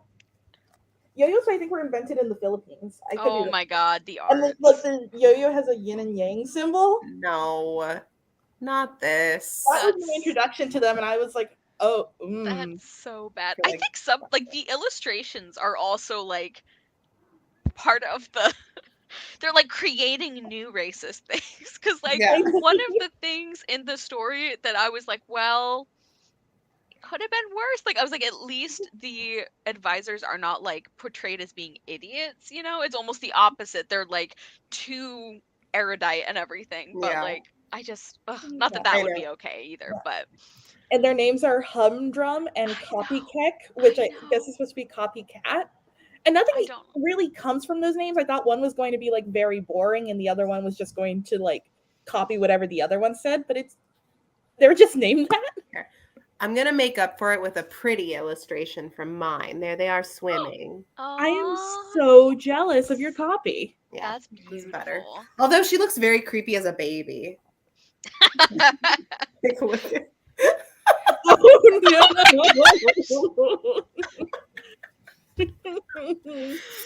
but better overall, I think. Yeah. Illustration. The nurse is just like, oh no. Oh my gosh, I loved that scene though when her mom was like, "Oh, let's let some air in," unaware that her daughter's there, and she just there she goes. Yep. Yep. Amazing. Okay, so as far as quotes go, one I did on audio, so I did a terrible job of trying to keep track of any quotes. And then this one, my phone is at 1% battery, and I also did a terrible job of picking out quotes. But I happen to have the scene again where they're falling in the water, which I mean, we'll just read a little bit of because I love it so much. Where do I? Oh, goodness. I don't even know where I want to start. There's so much goodness. Where to begin? Well, I do like when she's like, okay, here's how you're going to take me over to the balcony and how I'm going to get in. And he says, with more obedience than pleasure. Yeah, that's how I'm going to listen to you. Like, I'll do it because you say, not because I want to say goodbye, but because you're like, okay. Yeah. John Green, has this artist ever seen a baby? Yeah. Every early painting of Jesus. It's just like, Oh my gosh. very sure. Some of them, yeah. Homunculus, is that the word? Where it's like, yeah, very creepy. I have a Go. quote. It's just when the princess just gets saved by the prince from like drowning, and she says, "What business had you to pull me down out of the water and throw me to the bottom of the air?" And I just thought that was like really fun. Bottom Yeah. of the air. Yeah. And it makes sense that she would think of it that way. Like that's I think one of the consistent things across these stories is it's like yeah, that's like a fun and quirky way to write it, but also like yeah, that's how that's how somebody would think of this. Yeah. Julia, did you say you had one? Well, I'm just gonna read like a page and a half because I like this scene. So it's right after he said, "How do you like falling in?" After some effort, the princess panted out, "Is that what you call falling in?" "Yes," answered the prince. "I should think it a very tolerable specimen." "It seemed to me like going up," rejoined she. "My feeling was certainly one of elevation too," the prince conceded. The princess did not appear to understand him, for she retorted his question. "How do you like falling in?" said the princess. "Beyond everything," answered he, "for I have fallen in with the only perfect creature I ever saw." "No more of that. I am tired of it," said the princess. Perhaps she shared her father's aversion to punning. It's so good. Yeah. It's so good. Like he's being so like sweet and flirty, and she's like silence. Don't do that. Yeah. Um, one from The Day Boy and the Night Girl. It's near the beginning, and it's talking about how poor Nick Terrace's mom died. Um, and just as she was born for the first time, Vesper was born for the second, and passed into a world as unknown to her as this was to her child, who would have to be born yet again before she could see her mother. Like, I thought that's a really beautiful way to describe it, and I think, like, again, thinking about how much experience George MacDonald had with grief, like, one of the really, like, heartbreaking and beautiful poems that he wrote after, um, one of his daughters died is kind of about that, and, like, how as a minister, he's like, I believe I'll see her in heaven. So why is this breaking my heart? And I'm like, Yeah. anyway. Ah, That's um, like all I have to offer right now. I have just another one that's sort of fun. Chapter 8, Try a Drop of Water, with this horrible. It's not even the worst. I just don't like it. I don't like her Is, lips. that are is these like, like linoleum prints? I don't know. There's like a weird blockiness to this art style. I'm trying to figure out what kind of Yeah. medium we're talking about here. But perhaps the best thing for the princess would have been to fall in love. But how a princess who had no gravity could fall into anything is a difficulty. Perhaps the difficulty. I just, yeah. his style of writing, while both very beautiful and poetic, is just so fun to me. Yes, yeah. And I love that, like, symbolically, it makes you think about, like, oh, gravity. Like, you need seriousness to feel deeply. And he's like, oh, so she's in the air. LOL. Like, she can't fall. Um, yes, Kira, I agree. It really is a bad art style for this story. So terrible. It's like the princess got, Yes. like, what is it, the lip plumpers or the lip fillers? She got Botox, yeah. Juvederm. Yeah. Yeah. I think all of the rest of mine are gonna be from The Day Boy and the Night Girl. Do it. And it's describing Nick Terrace seeing the world for the first time. I'm It ready to was a cry. Yes, it was a resurrection, nay, a birth itself to Nick Terrace. What the vast blue sky, studded with tiny sparks like the heads of diamond nails, could be. What the moon, looking so absolutely content with light. Why, she knew less about them than you and I, but the greatest of astronomers might envy the rapture of such a first impression at the age of 16. Oh, there you go. Immeasurably imperfect it was, but false the impression could not be, for she saw with the eyes made for seeing, and saw indeed what many men are too wise to see. Aw. And thank you for confirming that she's 16. I Yeah, appreciate I it. didn't even I mean asked. to, but yes. Weren't they born, like, at the exact same time or around the same time? Yes. Yeah. Yes. What timing? I I, know. how convenient. Walter Well, really thought it all out.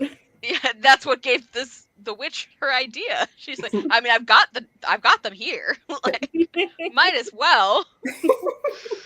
Um, yeah. Read us more.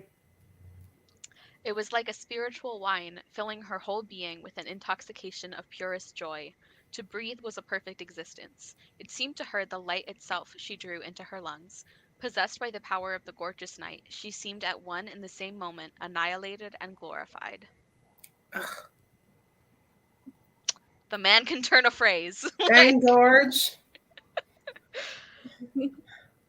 I feel like there were a couple others. One thing is, at least when I had to do the PDF one, it's very obvious when you highlight the text. Yeah, Um, that is a good thing. which theoretically should make this easier.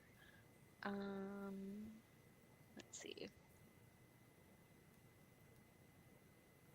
Oh, so this is like what you were talking about earlier, Julia, of like Photogen being like ashamed to even experience fear around her. It says, while she comforted his fear, her presence made him the more ashamed of it. And I think this is talking about when, is it when he left? Or, oh, no, this is when I guess he meets her for the first time. Um, yeah.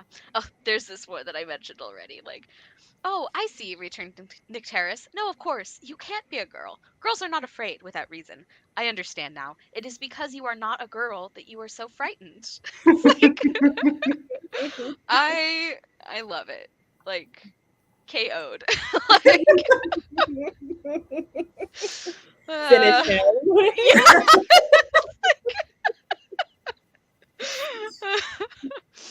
Oh, I can't believe I forgot to mention this one. So in the same vein, this is when she is like very upset and she's like, please stay with me, and he thinks she's making fun of him, and he says, what is the matter with you, girl? Said Photogen, with the arrogance of all male creatures until they have been taught by the other kind.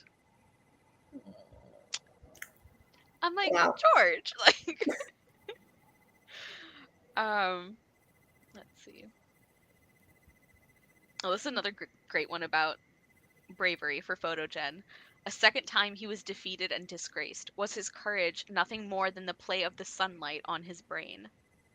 That's it's like what, like the one you shared, Taylor, from the Light Princess. It's like such a cleverly written line, but there's also all these like layers to it. Like, Yeah. I don't know. Yeah, I'm very impressed. so good. Yeah. For a man who writes a character who hates puns, George actually loves some wordplay. He loves a good pun. Yeah. That's why the king sucks. He's like, Yeah, That's right. yeah. There you because go. of He's like, this man's the worst. He doesn't even appreciate a good pun. I know. Villain. That was clearly the first sign that we were supposed to dislike him. Yeah, yeah. In the hearts of witches, love and hate lie close together and often tumble over each other. Hmm. This is another one of Photogen being self-aware, so making me forgive him. Then his selfish joy at the rising of the sun, blinding him to her condition, had made him behave to her in ill return for her kindness, as cruelly as Watho behaved to him. How sweet and dear and lovely she was. If there were wild beasts that came out only at night and were afraid of the light, why should there not be girls too, made the same way, who could not endure the light as he could not bear the darkness? It's like, yes, thinking about people who have different experiences from yours. Good for you, Photogen. Um, Which is something I like about this story too, is that there is this other idea of like sympathizing or empathizing. I can never yes. remember which one is which. Yeah, But I know Yeah. it's confusing. Yeah, I like that as well, that like you don't have to experience something Mhm. personally to be there for somebody who's going through it. Yeah. Um, yes. I think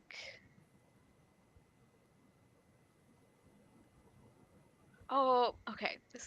I was like, this is color coded in my like, oh, they're being cute color, but this seems to be about the stars. And then I was like, wait. So it's Photogen saying, um, I could not see your lovely eyes but for the light that is in them, that lets me see straight into heaven through them. They are windows into the very heaven beyond the sky. I believe they are the very place where the stars are made. You come then, or I shall shut them, said Nectarius, and you shan't see them any more till you are good. Like, it's so romantic and it's also so hilarious that she's like, Yeah. all right, fine, but now you gotta come with me. Those cuties. Cuties, yes. I think that's under. Yeah, I think those are all my quotes finally. But here, Those good ones. I have accomplished my goal, really winning me over to Dayboy and Night Girl. 3 converts. Yeah. Well, I am glad that you guys overall enjoyed these because obviously I've been a fan of George MacDonald for a little while now. So, Yeah. Actually, I meant to ask before we wrap up. What do you recommend? Any other stories by George MacDonald? that is a great question that I should have prepared for. Right, um, I just thought about it and I was like, I want more recommendations. I wonder yeah. for Well, other no, people. that's great. So I actually haven't read even close to all of his stuff, but I have read I mentioned The Princess and the Goblin, which is I think one of his better known stories, and Yeah. that one is like a full-length novel. Um and I think that's also one of his like intended for kids, but also adults can have a good time. And it's funny because the first time I read it, like as an actual child, I didn't like it at all. I think for a couple of reasons. Like there was a part of the book that takes place like in a bunch of caves underground, which I wasn't a fan of. But also I'm pretty sure that I didn't like it because I did not understand satire. Um, and so I reread it as an adult, and I'm like, this is hilarious. Like this is so funny. So that one I did enjoy. I think my favorite thing by him so far has been Fantastes, but again, it's also like the hardest to explain. um, the kind of overall story is it's about a young man who finds a door into the land of fairy, and that's kind of what it's like a very quiet adventure story. um and the ending is like really really beautiful and like emotional, and it was very like cathartic for me, and it like specifically addressed some things that like I find personally very frightening. So like it had a very like personal effect on me, but I'm like I don't know how to recommend this to people. But it was beautiful. And I'm trying to think if I've read other things by him. Let me just like scroll and see the other things that he's known for writing. One that I haven't read, but I'm very excited to read is Lilith, which I kind of get similar feelings as like Fantastes, where it's like a very like theme heavy, um, and like emotional kind of character book. I don't know like why I have that feeling. Um, let's see. I'm looking at other things he's written. He's actually done a lot more like fiction that is not a fairy tale than I thought he did. Ooh. I don't think I've read any of that. Um, oh, I've read a little bit of his poetry, which I think is beautiful. Um, and I have a book. I actually like I think it was after reading Fantastes that I was like, I need to read more about this man. And so I like bought a book that was like collected like letters and writings from him. Um, so I'm also going to read that one. But yeah, as far as things that I have actually already read myself, I think it's just Fantastes and The Princess and the Goblin.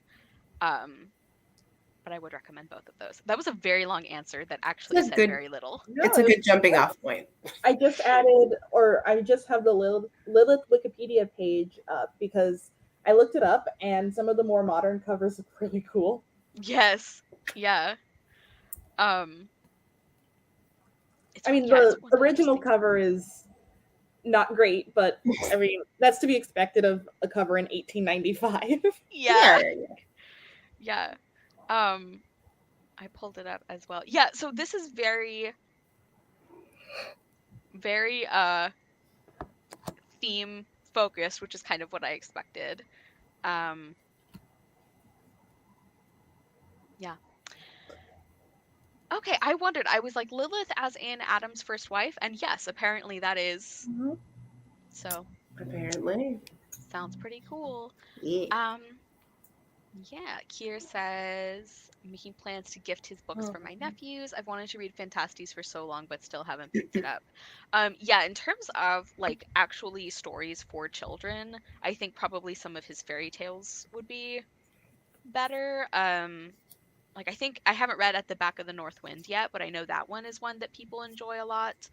And I love Fantasties, but I'm like kids would not, I think, get much out of this. Which is Although I don't fair. know. Yeah, yeah. I think it's very cool that like he wrote such a huge variety of things. He's like, I'm gonna write like a sweet little fairy story that also makes you think about grief and loss. And now I'm gonna do a fun little goblin comedy or something. Like He's a man of many talents. he is. This is this is really like the get you a man who can do both meme. Like silly little goblins or like impending fear. Existentialism. Yes, exactly. Exactly. Okay, so I think that's finally everything I have. Thank you guys so much for being here. Thank you to anybody who watches this back later. Thank you, Kier, for following along with us. Yes, I definitely think those would be good picks. Um, yes. And would you guys like to mention our next book? Because I think we're taking December Ooh. off like we usually do. Um, but I don't know if we were planning to do what our next one, because then we also have the classies. So anyway, Our next one we would should be discuss. November, like our Yeah. book for Okay. Like November. if we read one this month, we can do an early December live show Yes. and then Okay. take a break then. Perfect. Would you like to announce that? Yeah. Well, I have it. But you can't tell what it is because Mary Margaret decorated this for me. She's like, "This cover's ugly," so I'm hiding it. I was like, "Thank you." I love It's that. The Blue Castle by Ellen Montgomery. Yes. I Ooh. forgot. Yes, it's very exciting. So, I have not read this book yet. I clearly have an annotated copy that I'm so excited. My last two picks have been books that have been annotated for me. Very exciting stuff. And it is about an old maid. She's like 29. Yeah. An old So maid. a rotting hag. Yeah. Yeah. Like, Oh, she's a year younger than me. yeah. Gross. Yeah. Getting married. Who I guess I don't really remember much other than that. I Yes. can't read the back. It's covered. I am so excited. So if you want, I can give a very Yeah. brief summary because it is also one of my favorites. It's one Do of it. my like comfort food books. Which is gonna sound funny when you hear the setup Well, because because it's sad, right? well, because our main character Valency, she gets the news that she has a heart problem and that she's not gonna live very much longer. But actually, it kind of ends up being the best thing that's ever happened to her because all of a sudden she's like, I can just tell people when I don't want to do things. Like, truly, the chunk of that book where she is just like living her life unbothered is like one of the most satisfying things I have ever read in my life. Like, it is so good. But it's also, there's like a very sweet, like, romance. There's, of course, a lot of gorgeous nature writing because it's Ellen Montgomery. Yes. Um, and yeah, I really, really love that book and I find it very personally comforting. So I am not going to be able to be objective and I apologize in advance. Like I Julia's going to wouldn't be like want you having to all be. these like analytical questions and I'm like I had a great time though. Like I love it here. But it's perfect, so I Yeah, don't know what yeah. you're asking. And Kier loves it as well. It's Yes. just it's so like cozy. I just love Ellen I'm Montgomery, so I'm excited. excited Yeah. to love it. And it's a I haven't great read one. anything by Ellen Montgomery in like years. So Yeah. And I feel like it's a really great one for like cold weather months. I don't know. Like yeah. there's like a lot of like nature, like beautiful blooming things description, but like the feeling is like I am all wrapped up and happy and Mhm. cozy and with people who love me. Like it's so great. I know. I love Well, Valency. that's one of those things too about like Anne of Green Gables. Like she's got the world of Octobers, like quote. So everyone's like, I'm so glad to live in a world with Octobers. And so like everyone thinks of it as a fall book. I'm like, Anne is an all seasons book. This is Yes. this is a year-round story. It's just appreciation of nature and life and time passing. And it's not just because there's one great quote about fall doesn't mean Yeah, it's a yeah. fall book. I had the same experience recently because of the Greta Gerwig Little Women movie. Everyone's like, Mm. oh, Little Women, fall movies to watch, Little Women. I'm like, if you give Little Women a season, it's Christmas, first of I was all. going to say. But also it's not Fair point. seasonal, it's year round. Yeah, yeah. It's an annual movie, Well, okay? it's like Literally, like the first line of the book is like Christmas isn't Christmas without any presents. The story starts at Christmas. The yeah. Multiple Christmases are very important to the story. Right. Yeah. That's very odd. Like I feel like the Secret Garden is one where like I recognize that it makes more sense that like so many people associate it with like growing things because the garden's coming back to life. Like that is more logical, but I always think of it as like a cozy winter book because there's all Yeah. that like the wuthering around the moors and everything, and then you get to the garden and things are great, but also it's very cozy when it's cold. Yeah. I've never read The Secret Garden, but I had like a movie version as a kid and I would always watch it around Christmas time. Yeah, It was always like a Christmas thing for me. yeah, and I feel like there's also something that feels very like seasonal about reading a story that is about like spring and summer when you're all wrapped up cozy for winter, Yeah. if that makes sense. Mhm. Like the contrast. I Yeah. enjoy it. It's about the contrast. And it's like, Well, I oh, am it's very. coming, you know? What's that, Julia? And it's like the warmth is coming, you know? Yes, yeah, it's like anticipatory. Yeah. Um, I'm very excited for our next book. I had forgotten that that was the one that was coming next, so I'm gonna be in my feelings yet again. Thank you, everybody, for listening to me lecture about how much I love George MacDonald for like 2 hours. Yeah. Oh, and I lied to you guys because I didn't even pick. I said my last two picks, but the other one was Taylor.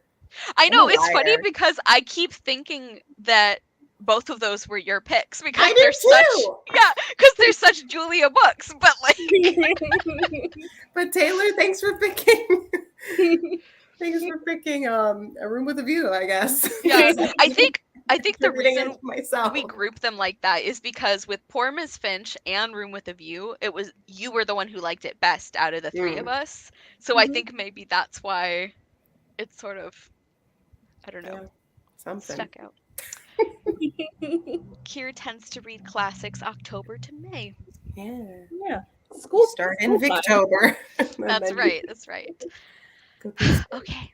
Well, thank you, Julia and Taylor, for enabling me to ramble about George MacDonald. Anytime. Um, and both of them, of course, are linked in the description. I also linked our Twitter and Instagram accounts for Past It Classics, where we theoretically announce when we're going to do live shows.